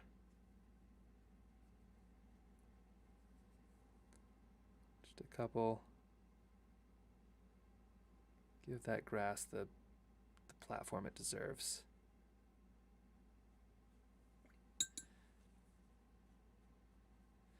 There we go. And I think I am going to leave a lot of this blank. Kind of like that look. And at this point, I'm committed. So we're going to leave a lot of that there. But let's... Gosh, this is the danger. It's so easy to kind of pick on landscapes. Let's see if our kookaburra, our kingfisher, is ready to go. That feels dry enough, so let's give it a try. I'm going to start, and it's mostly going to be, honestly, you could just do a pure silhouette if you wanted. But I think what I'm going to do is just... add a little bit of some blue right to the top. There we go. Maybe a little bit of blue right to the side. Going a bit darker here because it is sort of there out in the open. I'll add the beak, and then once that's just a touch dry, then I'll add my brown. There's my beak. Trying to make it nice and narrow. Gotta get its big head in there. And then maybe we just go for it. If it mixes, that's fine. It's a very tiny bird on a very, very big tree. And a little bit of a brown. This is a common kingfisher after all. And a little bit of that stripe. This is one of my favorite. Let me show you how simple this is. Right? Like, that is not a fancy way to do a bird, but it works. It works. And then just a touch of that right there. And there we go. There's our kingfisher. That's simple. And now you get the full picture, which I think is kind of nice. I think there's something lovely about like the animal in the landscape. And what I'm going to do is I'm going to go track down my tape. Maybe. There we go. Track down my tape. We're going to stick it together. There we have a kingfisher from the kookaburra family with those little fish in its home, doing what it does best, being a very uncommon bird. I don't care what the titles say. Ta-da! Okay. What do you think? Sorry, now getting back to the chat. Also, hello. Oh, and you're still on. I thought you had to rush. Anyway, I'm so glad you stayed for it. If anybody is just joining and doesn't already follow Pinion Paint, talk about a really cool artist doing some cool stuff. I think with gouache though, right? Are you using acrylic? No way you're using watercolor because your stuff is like photorealistic. But a new painter, which is pretty cool too. You were saying earlier that you got into it like only a couple of years ago, which I think is so cool because a lot of people see this like really amazing artwork and they're like, well, too bad I didn't start when I was 6. But it's cool. Like if you like what you're doing, you can kind of just like it just sort of the more you do it, the better you get. But it starts with the liking of what I think the doing it. What do they say? Like the person who likes to walk will go further than the person who likes the destination. Oh, I use watercolor since streaming, mostly gouache. Okay, yep, that makes me feel a little better. Uh, gouache is my midlife crisis plan. We'll see. We'll see when that is, because you never know how long you'll live. So technically, you should probably hedge your bets and have like multiple midlife crises, at least like excuses for midlife crises. But this is. I thought this one turned out well. And then we have a whole series. So if anybody's interested, like they are downloadable. I think we have them on our website as a coloring book. But we're also doing a Pica paint night, which is this one. And so if anybody's looking, we do have pre-traced pencil line versions on the website. But also on the 13th, we're gonna do a paint night on this one. Kind of do it up, do a bunch of it together. It's gonna be super fun. And I'm gonna keep on going. I haven't been doing this style, although I love this. Where's my manatee? My manatee needs to go here. This is the one we did with the manatee. This is kind of the like the below version of a mangrove. Where'd it go? Manatee. I'm gonna go put this one in there. I feel like it needs to. Picas are criminally cute. Yeah, they are. They could get away with stuff, and I think they do too. You get your stuff in the mountains, they just scream at you. But I'm okay with it because they're adorable. And they have no tails, so I feel a little bit bad for them. Okay, let's get the manatee. Manatee definitely needs to get placed in here. Here we are. And then technically I did this one, but I did this one outside, but I'm wondering if there's something, maybe a Stellar's Jay I should stick in there, because that they do live in landscapes like this. Sorry, this is like, I just realized that I could like tape things into my book, and this feels phenomenal. I need to be doing more of this. Also, how's everybody doing today? What is I feel like some people kind of drift in and out, but I'm hoping they're having a good day. It's very cold here in Anchorage, and it's very much the blue time of year, so we're doing a whole series about blue things on our various discords and things like that, because I think if it's gonna be blue, you might as well lean into it. Maybe it's only Alaska though. Like we still have months of winter left, so so that could just kind of be our problem. Very much our problem. Oh, and Stellar's Jays are your favorite? Yeah, they are so cool. I believe they're closer to a corvid. They're not related to blue jays. I don't think, or at least they're not related to cardinals, which are a seed bird, I want to say. They are sassy though. I have a couple that come to my feeders, and they have some very strong opinions. Oh, this is kind of fun. This right here, I tried to make a sketch yesterday with gin and water on top of Alyeska. That was yesterday's stream, which may be being pulled off of the YouTube at least, because I was next to the ski chalet and they just kept on playing classic hits, which apparently is going to get flagged on everything. But you can kind of see this is what happens when you add gin to like even water fast pens. It kind of melts away. So this was kind of like a partially finished one. There's like a big race thing going on, so captured a little bit of that. But all in all, I feel like it turned out pretty okay considering the size of the mittens that I was using to sketch it with. And all jays are part of the corvid family. Oh, yeah, that makes sense. The best of birds. Portions of the audio have been muted for copyright reasons. Yep, yeah. No, that's exactly it, which is not at all what I planned, but now I know that if I'm ever live streaming in like a location and somebody just starts blasting 80s rock, you have to run. You have to mute yourself and run, which is probably what some people do anyway, depending on the music. Oh, this is a fun one. Oh boy. Well, the rest of the day is figuring out some painting stuff. We have a really big, interesting, gosh, it's gonna be kind of scary, but there's a opportunity, not this week but next week, to kind of capture a race. But I've pitched the idea of doing it as basically a live stream. So I'm a filmmaker. I do a lot of work where I go and I film races. That was my whole job for years, was to go film ultra races, people doing like 50 to 200 miles, and they look so tired and so sad and kind of like they're drunk or just in pain as they walk, but like what they're doing is mentally incredible. So it's my job to like capture that experience. There's a lot of people that do it now, but I feel like there's this opportunity in a place called Bellingham. Oh, you gotta run. Good luck. Get to that post office. Lovely to catch you. I'm so glad that you stayed for the Kingfisher. If anybody isn't following already, go follow Opinion Paint. You are an inspiration. But the yeah, so I'll be filming a race in the Chuckanut Mountains, which is in Bellingham, and it's gonna be an opportunity to potentially like live stream some of it. I don't know. We'll see. I'm really excited to try to like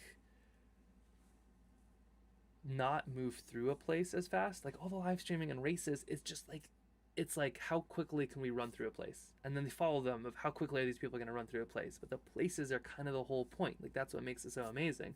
So I'm thinking of trying to do like a fundraiser for some of these places by just sitting in them a day or two before for like the whole day, capturing some of that, and then during the race following like the race director, who's a really cool person. Her name is Chrissy. She is so cool. She's a Patagonia athlete. She's a keen athlete. She's so cool. She puts on the race.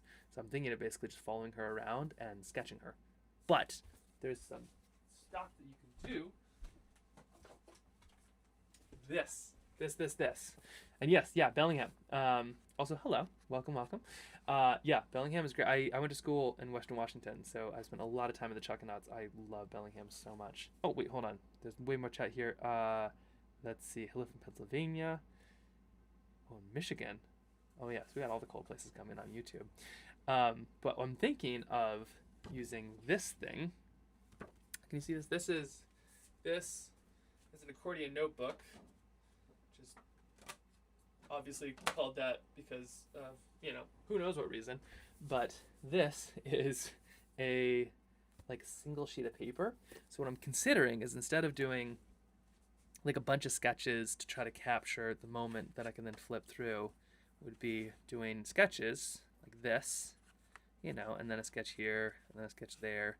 But then throughout the whole process of the entire race, at the end, it would be one huge giant thing like that. I don't know. I feel like I should try it out before because I feel like I've used some of these, but not. I don't know if I've ever used them super successfully. Sorry, here. Today it becomes a confessional. Let me show you some of these.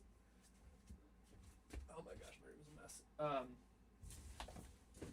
Here are a couple that I've done.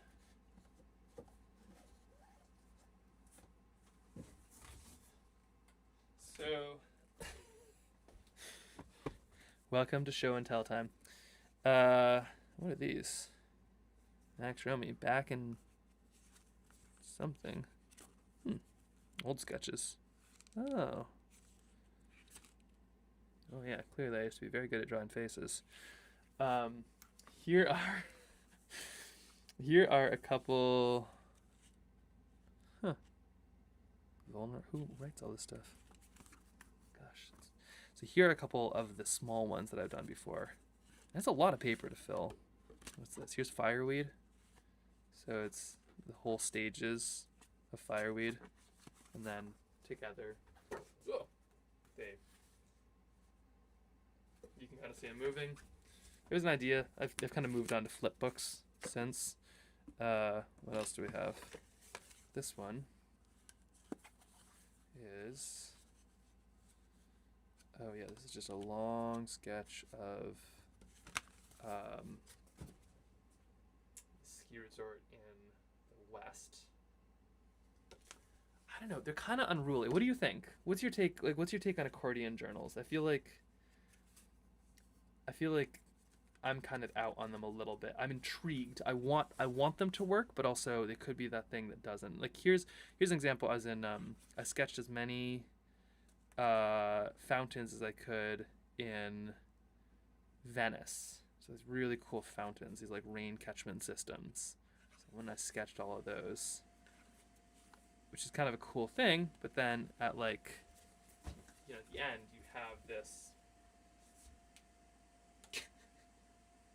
Yeah, maybe the fact that I can't like actually show you any of this, maybe that's telling. Okay, here's some more here. Okay, looks like another landscape. Oh, good. Put a little gopher on this one. Very small squirrel. Always important to have a subject. Here is this one I love. These are the doors in Cress. So these amazing doors in this really really cool town in Croatia. My sister and I just like looked and tried to find the cheapest Airbnb we could, and we found a good one in Croatia. And we're like, yep, that's where we're going. So we hung out there in the off season. There's all these incredible town like doors, and so I sketched a bunch of those. And then you have this. This I think works the best. Like similar things all together work the best, or maybe if they all kind of bleed into each other, I think that could be really interesting. Any thoughts? And then maybe there's a real chance the chat has stopped. Or you're all just letting me prattle on. Aha, okay. No, there are thoughts.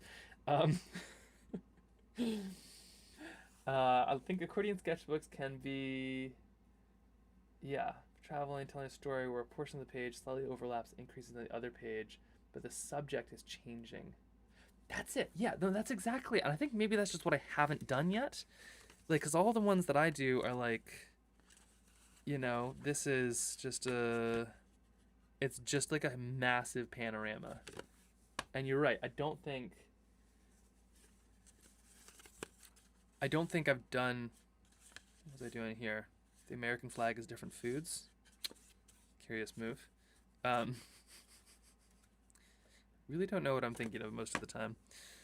But yeah, no, I think you're totally right. Like as a massive panorama, it's just like a kind of unwieldy sketch, but it's when it can kind of connect. That's what it can do in a way a sketchbook or sheet of paper never could. Yeah, here's a big long one. And I don't think I have any examples of that. Yeah, this loosely has some stuff, but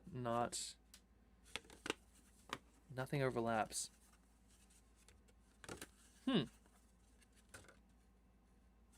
Let's try that out maybe. Okay. I was unaware, but connected sketches that aren't just one sounds cool. I am intrigued. Let's break one out. Let's do this right now. I've got 12 minutes here. Let's give it a go. Let me go shove some of these back here. Do I do the big one or the little one is the real question. I have some little ones left, but get up there.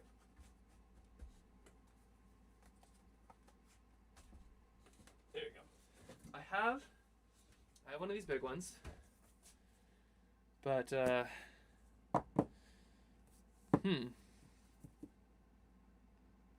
maybe I'll start small and then we'll see. Start small. That's right. You know what? You're totally right. Okay, let's do that. This gets to stay here.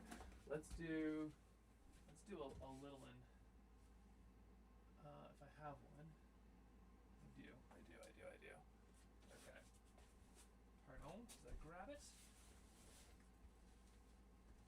Yeah. Okay.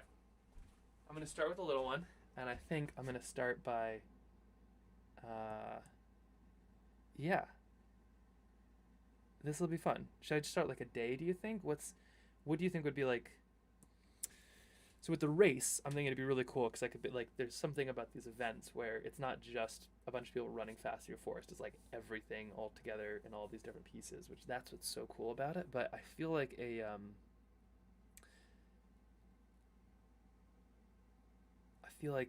accordion notebook could be such a cool way to do that. Huh. Sorry, this is like thinking happening in process. Let me go grab one of these and I'll be right back.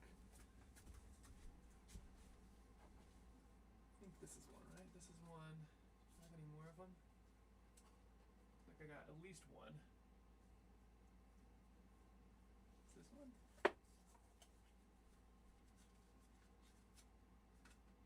Okay, this one's already opened. One of these.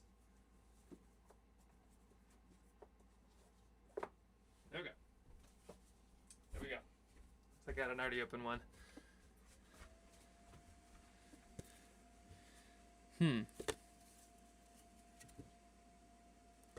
You know what? They have two. Is this dry enough for me to close? It is. All right, in you go.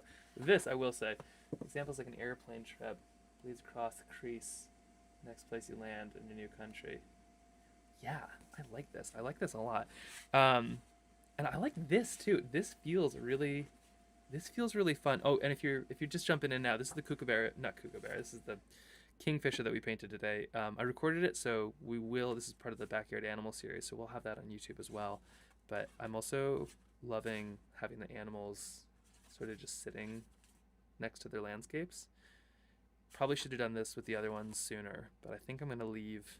Like I should just kind of start creating sketchbooks that I can then leave these animals with. So I think these ones are gonna go sit happily in here. But right now, we're talking about accordion journals and the idea of trying to kind of fill one of these in kind of a cool way, and just, yeah, Lindo's giving some really good thoughts on adding some, yeah, like connecting all of these, and I have enough of these to test out, so I think, oh, what is that? Oh my gosh. Oh, wait, is that a spider or a tick? It's tragic, whatever it is. I think it's a spider. So this is kind of gross here. Somebody has been squashed. Do I take it out? I feel like it's almost part of the book now. I think you get to go live right here. It's thoroughly flat. Sad if it's a spider, but glad if it's a tick. I think it was a spider. Unfortunately, we don't have ticks in Alaska, but this book could have been from somewhere else. I believe it was a spider that crawled its way into a book and decided to become a pressed leaf one way or another. Okay, we have two sides of this, so let's give this a go. I'm just gonna quickly just try to see how this looks in 8 minutes. And you get to be here for it because you are giving me these ideas. Build a off web for him, make him part of the I could. Okay, let's start. Let's start with the spider. I'm gonna do some babe in the book Babe. Okay, so we're gonna have some of this. I'm gonna have a slightly bigger, let's use a size 12 just so I can kind of get some of these ideas down fast. And then let's give it a go here. So, oh boy, do I want to use a size 12? Let's use pencils. We're just doing some testing here. All right, so we're gonna start with the spider. Open it so you see at least 3. Okay, this is, you're giving me the good advice here. Thank you. Okay, so you're saying, let's see. It's back to one big sketch idea, an accordion sketchbook that is one big landscape with zoom-ins of critters. Oh, in the landscape of each page that could be a tool. That's an idea too. Isn't it weird that the second you just like change the shape of paper, like the idea of everything changes too? I mean, really, this is just one folded sheet of paper is what's kind of so wild about this. Open up, see at least 3 pages layout overlapping with the painting. I think I can't do 3. I think I have to do at least 4. So here you are. So if we do at least 4, and then theoretically, if I'm using this big one, how many? If I do the big one, I'm looking at 1, 2, 3, 4, 5, 6, 7, 8, 9, 10, 11, 12, 13, 14. So on at least one direction, 14 sizes. I kind of like slightly thicker paper, but this is fine too. So okay, so we have something like this, and you're saying, right, so kind of connect all of that together. So spider, interesting. And instantly my brain goes blank. What do we even start with here? Spider? Could start with a spider. Porcupines are cool too.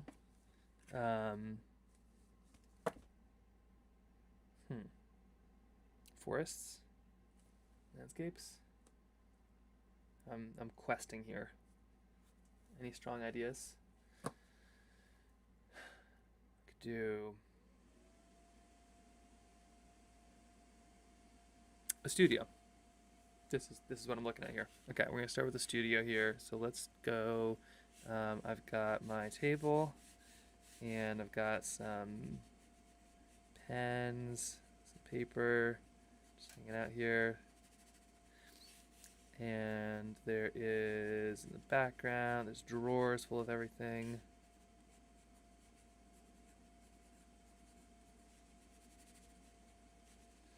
And then let's see what goes on here. There's another one of these.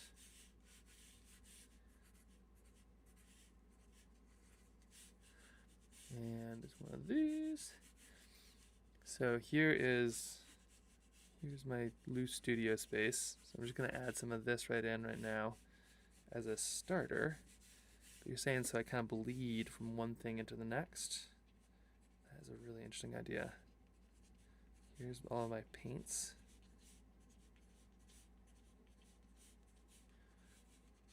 And then potentially this would work well with like this sort of style of nope, wrong book.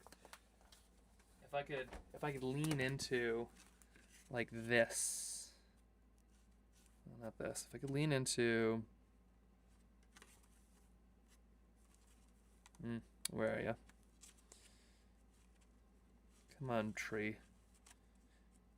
It's kind of a yeah. If I could lean into this style, I feel like that would work really well within all of this.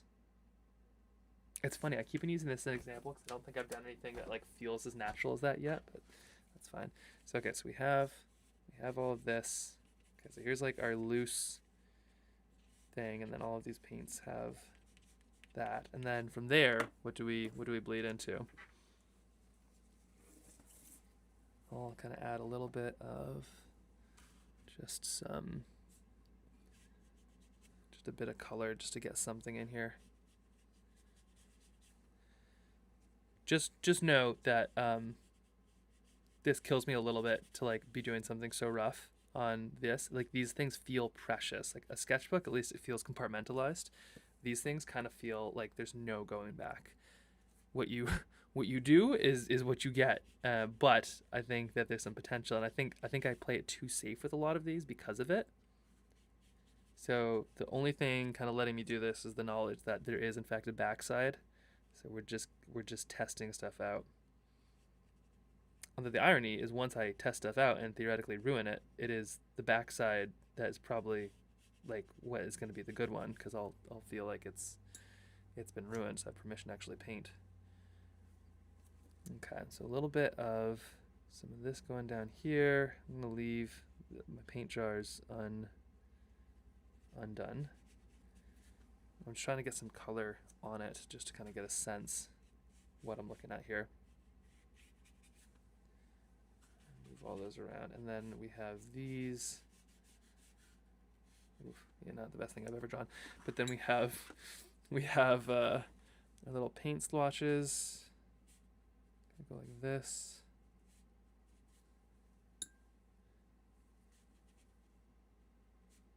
These are our colors, but maybe up here I start to actually maybe I actually swatch out a paint card up here. So we do some of this, and then I'm just thinking this out loud while I'm grabbing a few of these. Maybe bleeds into a piece of paper, sketch an angle like I did in the studio. Right. Okay, so I'm going to start with a little bit of some purples. So I'm going to literally swatch out my notebook here while we're doing this. It's definitely good to test it out because like the race is very soon, so I do not have a lot of time to practice, and I'm pitching a lot of different things. Like I'm suggesting doing things live. I'm suggesting capturing it with watercolors. I'm relatively confident in being able to make a traditional film, but I'm trying to do something a little different because I feel like there's a way to do something different. The problem is Keen is very, very cool, and they're not going to like punish me for doing something different, but I want it to work. And so there's kind of this fear of like maybe I should just do it so that it works, but actually like what I really need to do is do it so that like we learn something. But gosh, this could be cool, wouldn't it? Get a little bit of red in there. Bit of yellow. The problem is, could I do this while also filming? And the answer to that might be no. Okay, so now we have a bit of color swatch, but this could all connect there, right? Like you could have kind of your different colors.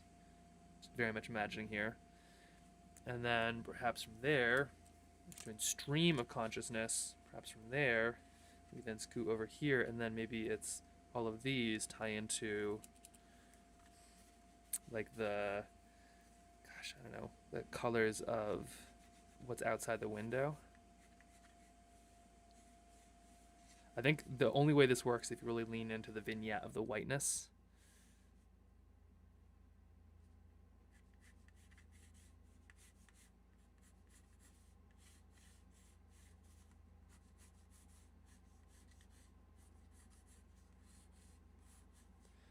What I originally pitched was this idea of like strictly using one sketchbook for the whole trip.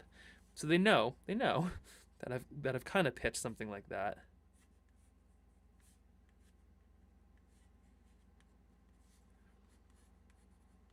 Here we go, put some mountains over there, and then we'll put the different ways that the colors affect each of the mountains.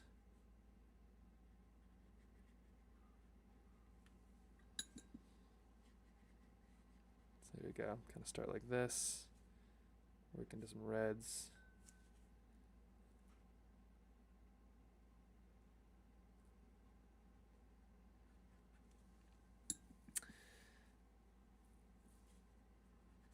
If you're just joining, we are releasing the brain on a sheet of paper. Trying the concept. But hey, I feel like there's something, I don't know, I feel like, yeah, I love the idea of using this as a travel element too. I think I'm very concerned about the idea too, because it's like, it does feel like if you mess up one section, you could break the chain, but by not trying, you could just end up with a traditional normal, you know, whatever you have. And art's kind of not about being safe. I just don't know if I love the idea of tying potentially my job or or being allowed to do more things to a new concept, but this is, I think there's some potential here.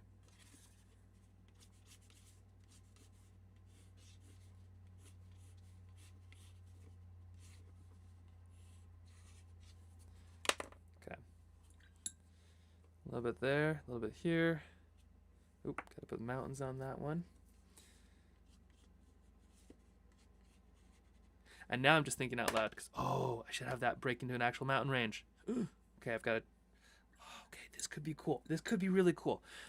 Now I'm kind of thinking about too, like, gosh, I hope nobody from Keen is watching this because I'd like to pretend like I know a little bit more of what I'm doing before all of this kind of shows up. But like, now I'm thinking of what if you use something like this for multiple races. So say this goes really well and it's a very cool concept. Oh, there's probably Eve being like, don't talk about the concept. Hello, Eve. Hi, how you doing?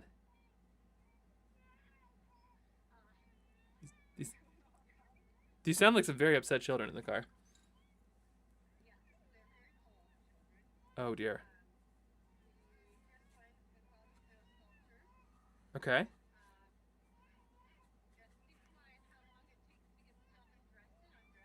Yep.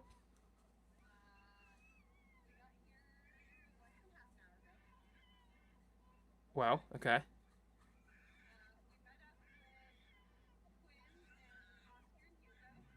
Very fun. Oh, by the way, you are live. Just so you know.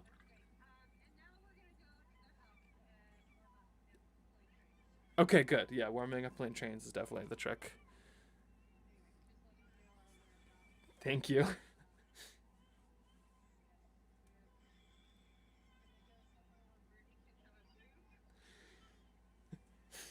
Good. Everyone will be happier. Okay, well, stay warm. At least you got out.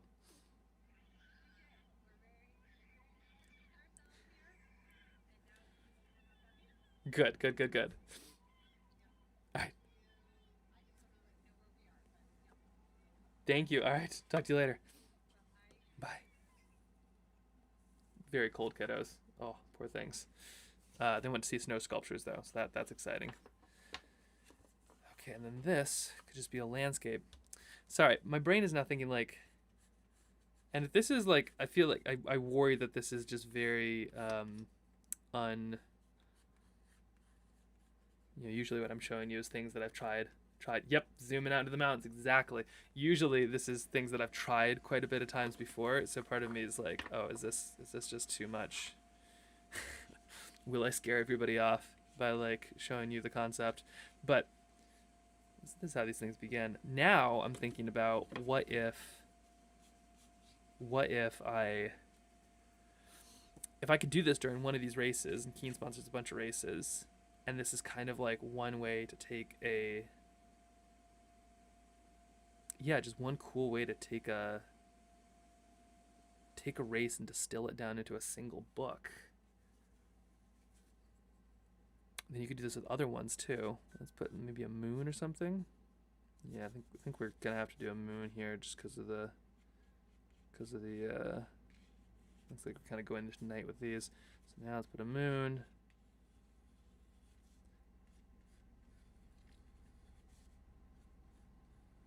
Put a couple moons here.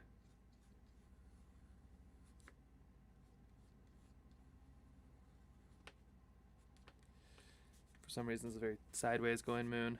Technically, they go much more up and about.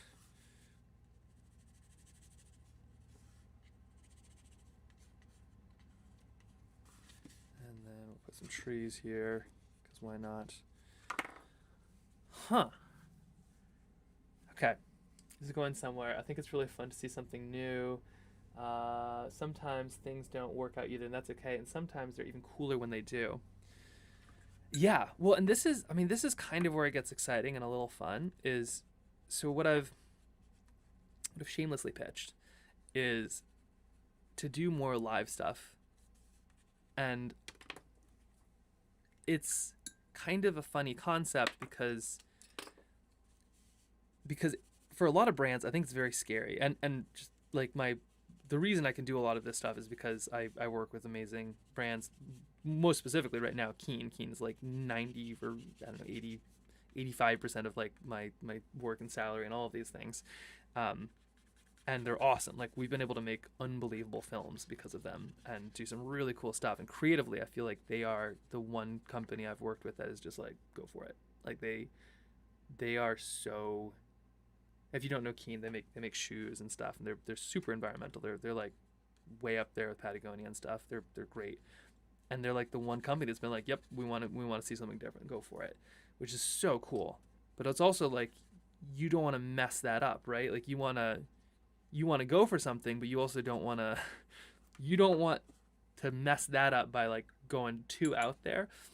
And so I think that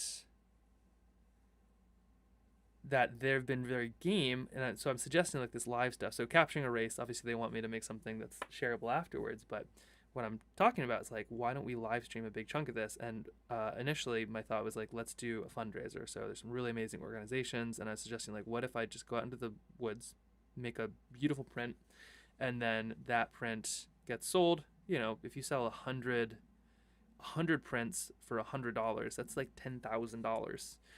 And so make a beautiful print of one of these landscapes that this nonprofit is working to protect, that Keen, supports or something like that. And if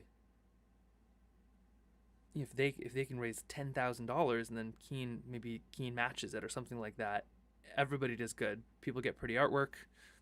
Organizations get good, good publicity. We see the process happen.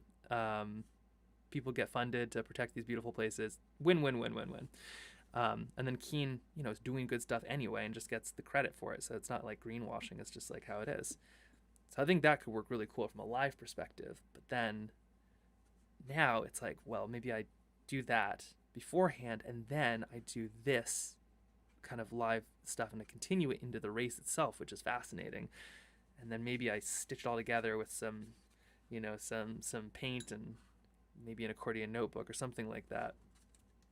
But it's like adding factors. If you can solve for A and B, or you can solve for X and Y, knowing an equation, but the second you have like 5 or 6 factors, you can't solve for any of that. So it's kind of a terrifying thing. The more new factors you add, kind of the more things that there are that could pull something apart, but also the more reasons there are to do something totally new and different. For the race, can your journal be the day? Breakfast, race prep, zoom into Keen shoes from the running? Yeah. Well, I think, yeah. I mean, it could absolutely be like you covered the whole course of a day. Yeah. Make it seem as if it is a single day, too. Be kind of cool. Okay, a little bit here, a little bit there. Just adding some darker tones. I think I'm going to leave the mountain unsketched. I think that is going to be the trick with this, is learning to leave a huge amount of the page white. It's really clear in the thought process of this stuff. Well, you'll see if it happens. If it happens, I don't think that they let me put it on their channels necessarily the first time. In my experience, usually with like kind of new technology, and live streaming isn't new, but it's like, it's scary enough for a brand, because I think like brands, they like to know what's going to happen, and live streaming is literally anything could happen, and anything can happen, and that's kind of what makes it cool and authentic and real. And I feel like more brands are going to lean into that in the days of live streaming, because now everybody can do what brands can do by putting together like really fancy media, and they can kind of fake it too. So I kind of feel like live streaming is actually going to be the last kind of authenticity that you can do. Like it's like, if you have nothing to hide, then you shouldn't be afraid of me searching your room or something, which is all kinds of issues in the logic of it. But like, I think it's kind of the same thing. Like, if you're fully authentic, then you should let me see everything, And I think that's a little bit. I think that's kind of what a lot of big brands couldn't do. I haven't worked for a Nike or something, but I've seen how they put stuff together, and it is dialed, because they want you to see exactly what they want you to see, and to not have that live, or like to have the possibility for that to be anything but exactly what they want you to see, is terrifying. Unscripted, less scripted, very spooky for PR people. Yeah, I can only imagine. Gosh, but yeah, I don't know, it could be kind of interesting. We'll see. Okay, so here we go. We are currently trying to ruin an accordion notebook, and so far we're doing a bad job of it, because this is turning out neat.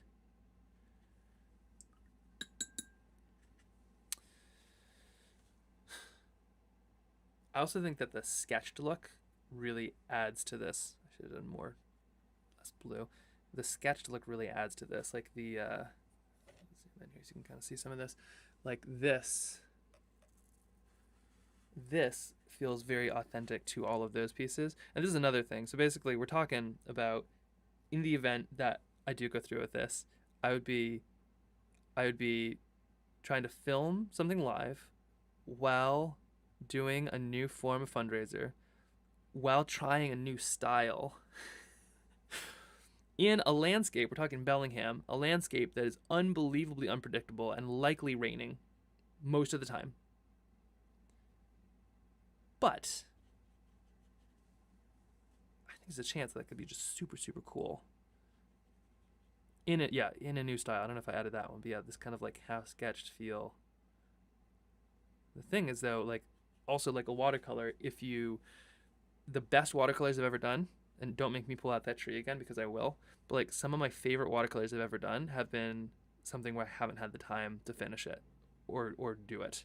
And I think that is something I should learn from, because you don't have the time to do it, and then in not having the time to do it, you end up making something that is authentic and true, just like live streaming, sort of. You don't have the time to make it perfect, so you have to make it what it is. And I think that's what this style feels like to me. It's like, yeah, it's true. It's not. Oh, and there goes the moon. Well, that we need. But it's like Da Vinci, and these amazing painters. They made these like picture perfect things, but for some reason, those never really did it for me. It's their sketches that I loved. And yeah. Huh. Okay, so here's what we got going on here so far. We've got like the studio to the paints on the wall to these paints to this, moving forward to this, and then we got something like that. It's a cool concept. Especially if I start with like especially if I start with this. There's a lot going on here. Oop, nope. Especially if I start with just move this up here for you. You want to see a messy desk? I'll show you a messy desk. There we go. Welcome to the messy desk. Especially if I start with like a bookend and then show the whole process in between. Wait a second. What if... Wait a second. Where are you? Here we go. You know Mad Magazine where you do like the thing and you fold it out? Mad Magazine, a little bit before my time, but my dad had like a big collection of them. And my favorite part was that there'd be like these fold out things in the end. So you'd like, it'd be like this and you'd kind of fold it together and then make another picture. You could do, potentially, could you? Could you do a fold out? So it'd be like this would be one picture, and then the whole race could unfold in between it.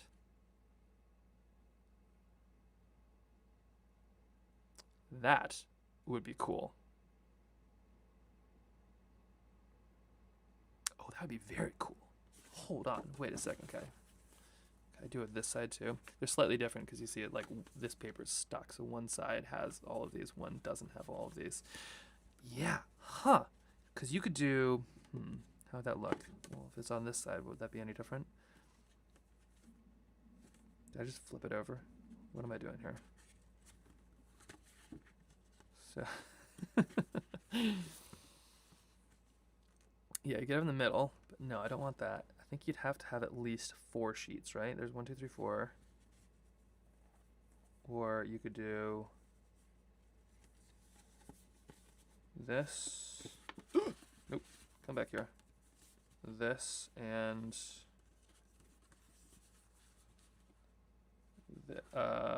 yep. No. Okay. It has to be 4. So you'd have to do at minimum 4 sheets. Interesting. This paper feels too flimsy. I think I need something cold press, which has more tooth to it. But yeah, you could do 4 sheets like this. We're onto something. Okay, so I would need 4 back sheets. Yeah, so I would need, oh, hey, stay there. All right, this needs to go down to dry off. We need to try something here.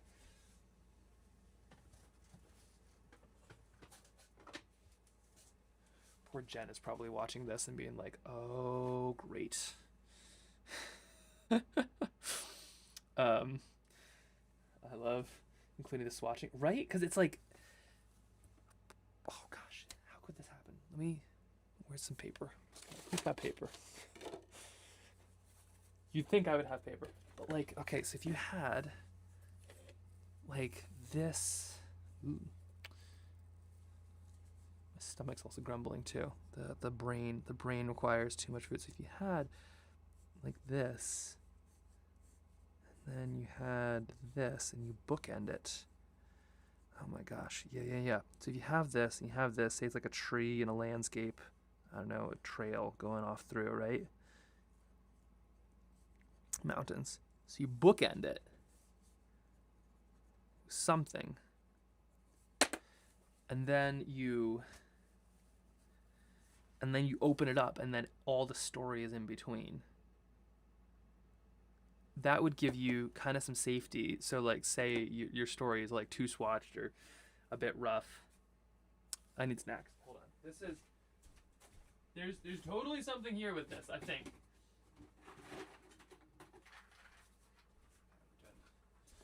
peanut butter pretzels. Now that the tea is cold, but like,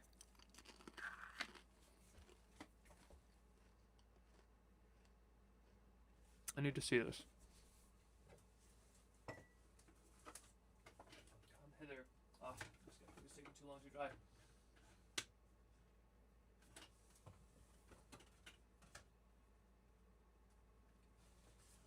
Okay, you're getting paper toweled. Nothing else for it. So if you did the pretzel bite emote coming. Shit. I love the speed painting, the brains spewing ideas. And now your 12-minute time limit is gone. Yep, it is gone. This technically counts as work. Right? Like at this point, definitely billing for this. No, Okay. So here's this. Sorry to eat in front of people, but this is we gotta run with this here. Did I mention that the race is basically next week? There's nothing like the pressure to really get something going. Okay, so here we go. This is 4 together. You couldn't do it on the other side, so okay, it has to be a minimum of 4. Unless, of course, you wanted to do 2. No, you couldn't. Okay, so it has to be 4. The other one is just bigger, so that's fine. You could do... Nope, okay, how is this working? Wait a second. It has to be 4... It could be like this. Yeah. So it could be like this. And then the rest would open up. Okay, so there's a chance you can just do this. Could you do it like that? No, it would be impossible to do it like that unless you had, yeah, so it'd be a pocket. So it has to be this style of 4. You can still do this and still see it, and that's fine. Or you could just pull half and half and be fine. No, you couldn't. Sort of. There we go. Okay. So here's 4.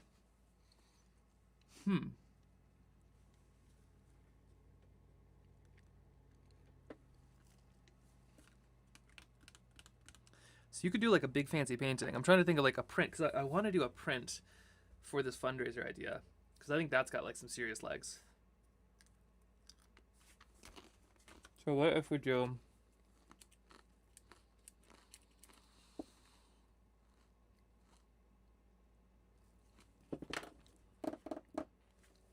Okay.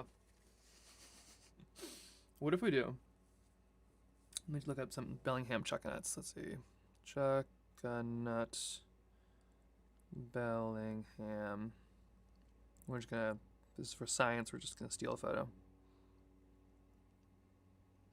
I have photos of all this too. I have Chuckanut Ridge. That's what we're gonna do. That we did a lot of site ran in college. Ridge. Well, I ran all the time. I haven't really stopped running, but like in college, I ran for college and cross country, and you do like 100 miles a week. And we just happen to live in a gorgeous spot like Bellingham, so you always just be bopping up. Oh. You'd always just be bopping up on these cool places.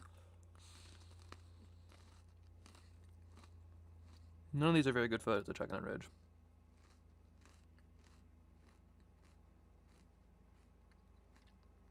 Okay, I'm gonna have to go with like the basic. So you could do something like this, say. There's Chuckanut Ridge. No, that's pine and cedars going up. You could do something like this. Yeah, okay, here's the bridge. Oh my gosh, sorry, I have to bring back some memories. Whew. A lot of time. You run to the bridge and back a lot of times. Okay, so say we're doing the bridge. How would this look?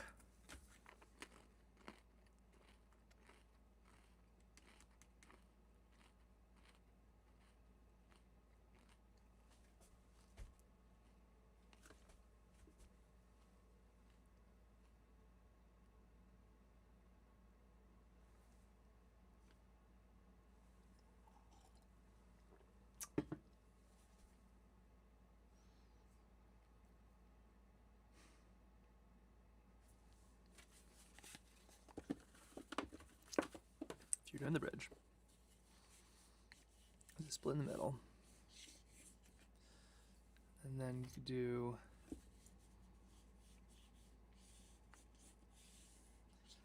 so there's like the trees.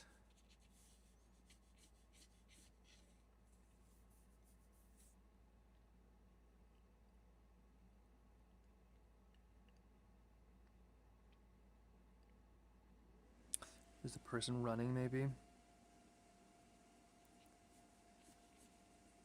And then, because you could fill that in later on with other people. Anyway, oh yes, thank you so much, Linda. This is, you're setting my mind on fire here. Let's hope this blaze doesn't burn out. I very much appreciate the suggestions though. This is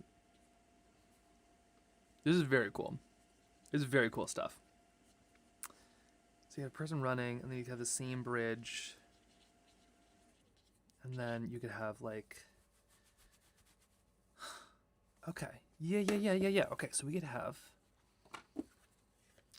like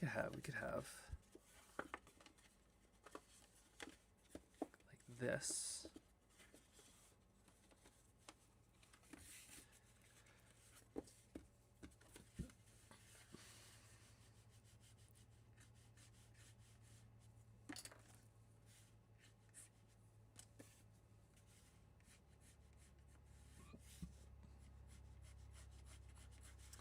Fill it with color afterwards, but you could have like a bridge like this. You have a person. Oh my gosh. A person running over it. I don't know, something like this. Trees.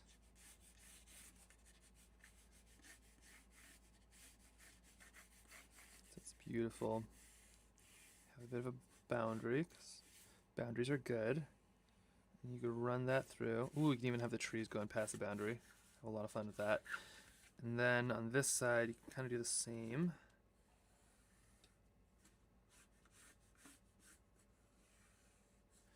And then you'd have, let's see, there's huge trees. There's sort of the hill that goes up here. There's big trees that kind of swing back there. So you'd have something like this. Oh yeah, and all of this kind of goes background into the, sort of like this.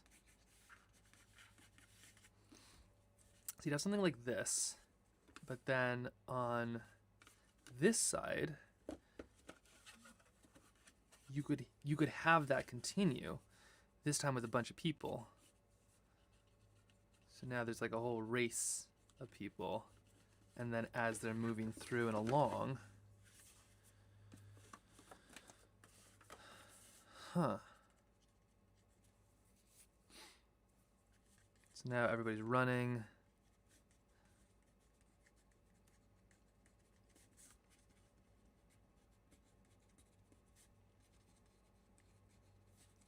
They're going through different landscapes. Go down here. So then, but when you got back here, it would line up, and you could bookend it.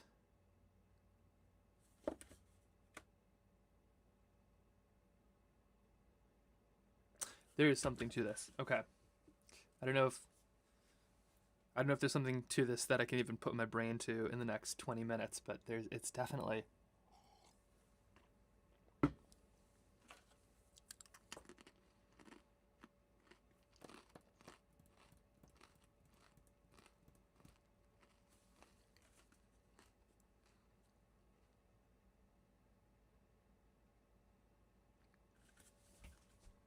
And then this could be half filled. What on earth could this look like? Okay, I've got to see. Let's just give this a try.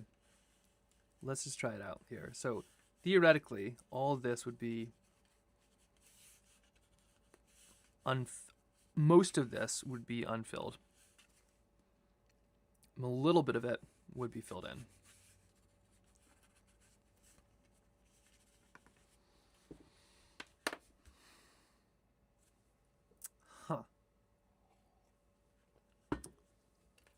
feel like I need a bigger brush.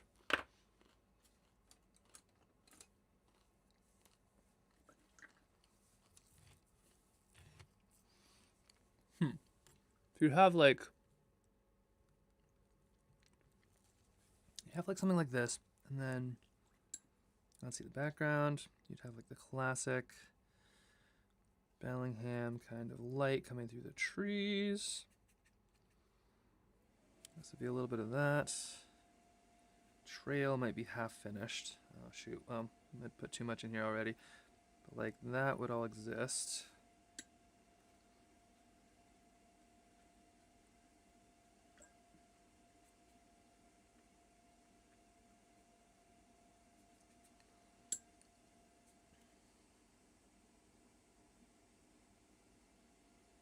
Okay. So something like that.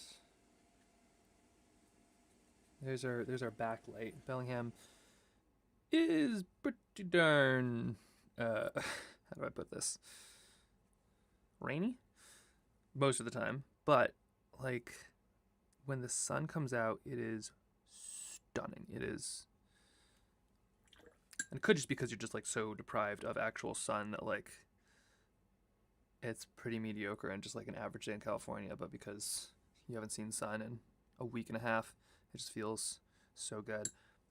But I think there's something just gorgeous about the sun when it hits these like through these almost rainforest trees. So you could kind of have something like this where it's partially filled in, but also not all the way. This would remain unfilled, I think, aside from the subject here. So we do, yeah, we'd have to do like a lot of work on that. And then you have a couple leaves or something here. I'm just kind of trying to like block out the idea just to like see if it would feel interesting with the subject not quite filled in. I also don't know how you could pull off a print of something like this. You could do a folding print. Actually, those are pretty cool. We could do a triptych. Those are cool too. 4 cards. Let's see. Okay, so we have a little bit of this here. And then let's kind of add some blues. I'm just gonna try to get this done so we can see what it would be. And the reason I don't want anything in the middle is like from a print standpoint, I feel like you could pull this off if this isn't connected. Also, why is this so why is this the way it is? I feel like this could be pulled off if it wasn't so connected. So let me just see.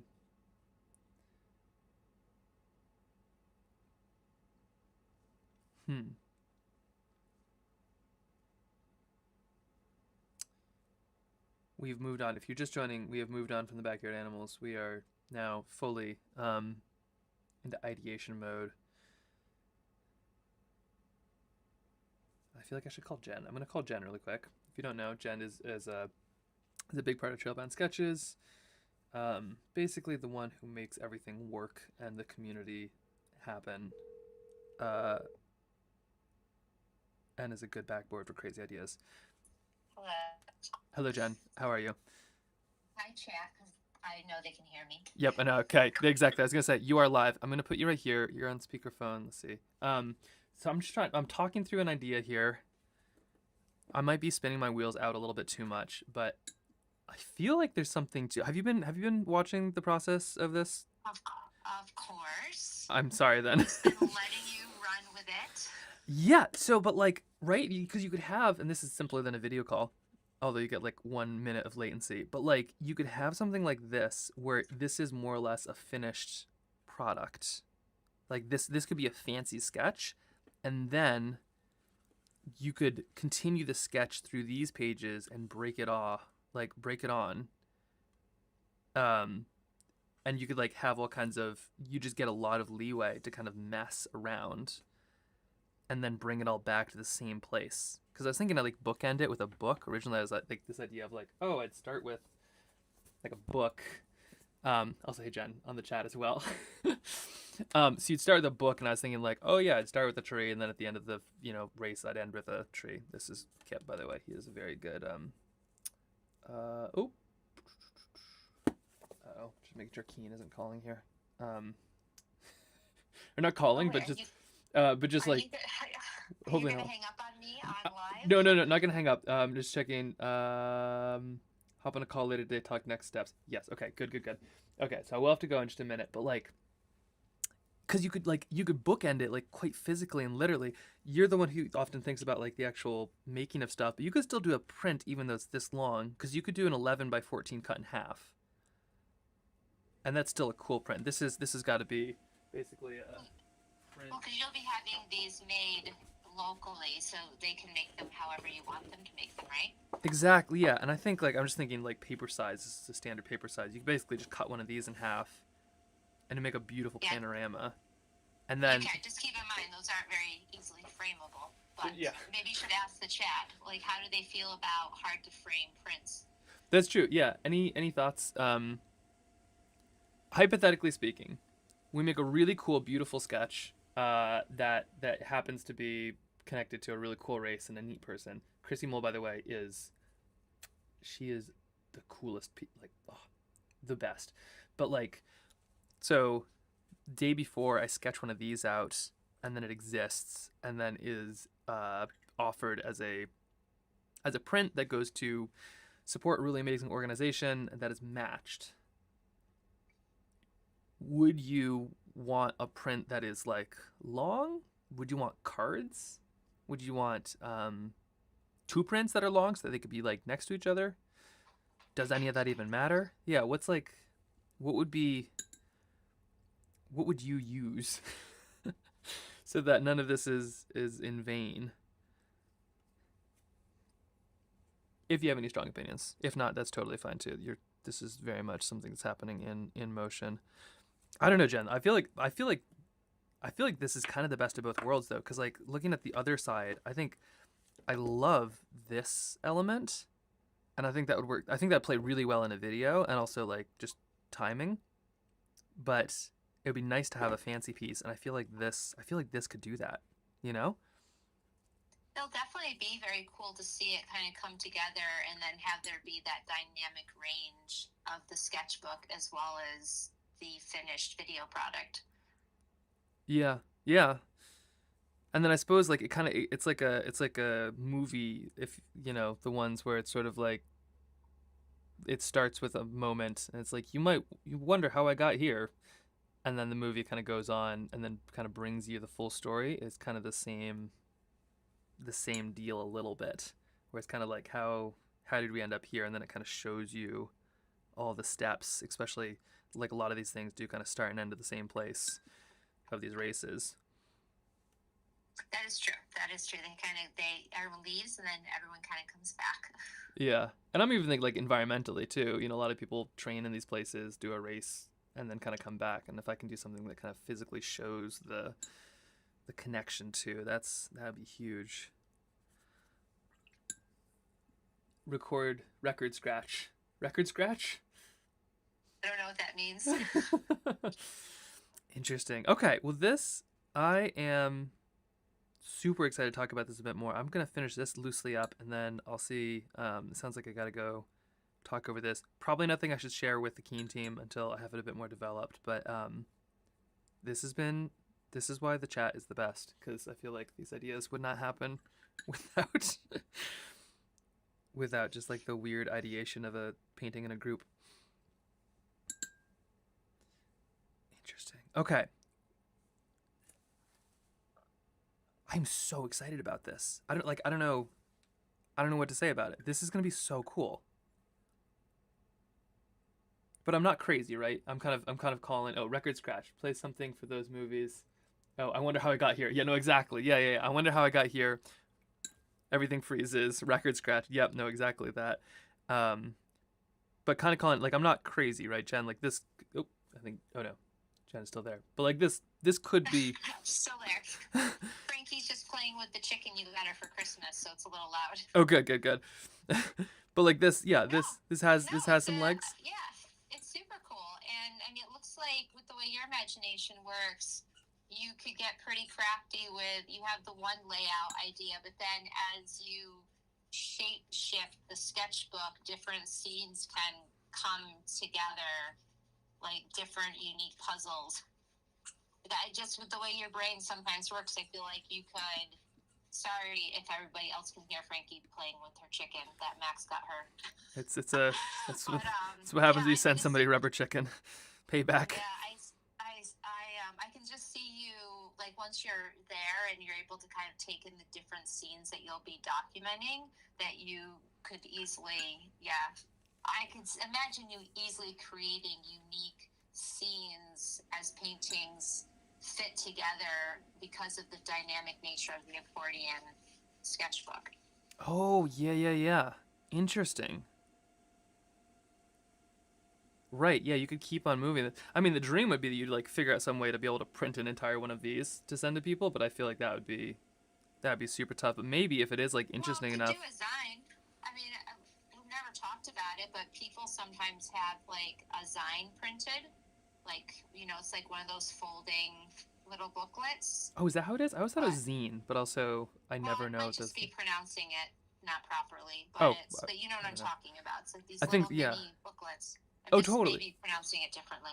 No. I like it's like GIF or GIF. It's like one of those things where I've seen it typed, but I've never heard it said.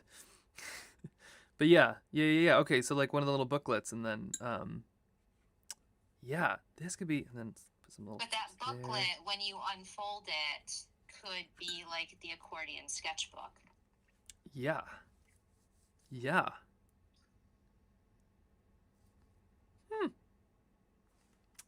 This could be so cool. Okay, well this I'm gonna finish this piece up, and then I'll check back in a minute just to see what else is going on for the rest of the day. But like I feel like this is like connecting some pieces here, which feels really good. Noting the snack-a-mo theme. They are the best. Yeah, you just need to doodle me like all of like your snacks, and I'll turn them into a collection of emotes for the community. It's not snacks. It's really just the peanut butter pretzels. I've tried to branch out. You gotta do cinnamon bun too now. Oh yeah. Oh yeah, there's still more of that left. That's what I'm about to go do. Interesting. Okay, this has been a wild day. Okay, well I'm going to shut everything off, I think, and let my brain just sort of like spin. But thanks everybody for getting it going, and for painting some fun animals. And also, there's like been so much like the animal style too. I love this. This is gonna have to be a thing for sure. It's so fun. So anyway, sorry things are a bit rambly today, but thanks for taking one giant artistic leap forward together. And if you have a chance, the plan for next week will be live Tuesday, Wednesday, and Thursday. And if you're just new, we have a really cool Discord. It's super fun. They're the best people, and you can find that via our newsletter. So we have a Trailbound Sketches newsletter, which is super fun, and we send over the link to that just to make sure that it's not full of bots and stuff. And we also, let's see what else is going on. Like a paint night on next Friday, but you haven't chose a time, so people don't actually know when it is. Oh yeah, sometime on Friday we'll be doing a Pike of Paint night. It's gonna be super fun. Stay tuned. We'll put that out there. But mostly, yeah, have a great weekend. And we should go raid somebody here. If anybody has any strong opinions, I'm all ears. Let's see. Just double checking. It was really fun that Pinion Paint came over and said hello. It's like getting visited by famous people. Oh my gosh. Here, I'm like looking at, just looking at the Twitch here. This looks so cool. Like the half finishedness, right? It looks so cool. Oh no, sorry. Wait, here comes okay. Thanks for the stream. Always relaxing. I'm glad you think so. I feel like I'm always just like hopping around like a like a rabbit on a hot road, but it's good. It is good. It's a lot of fun. That's for sure. Okay, I found somebody painting a sloth. We can go send you there.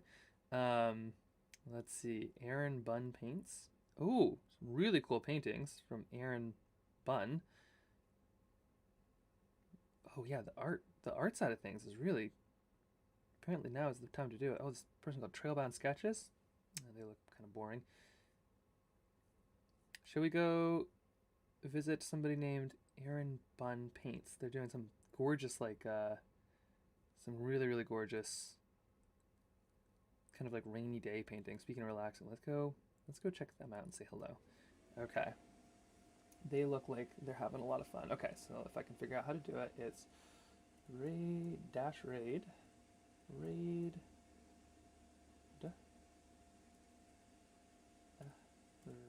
in Bun paints, and there we go. Aha, okay, we're up and running. Well, super. All right, well, I'll see everybody next week, and yeah, I feel like I'm learning so much. So thanks for sticking with me as we figure this all out. Oop, did I just do that? Did it work? Whoa, something funny happened. Oh, there we go. Okay, all right. See everybody.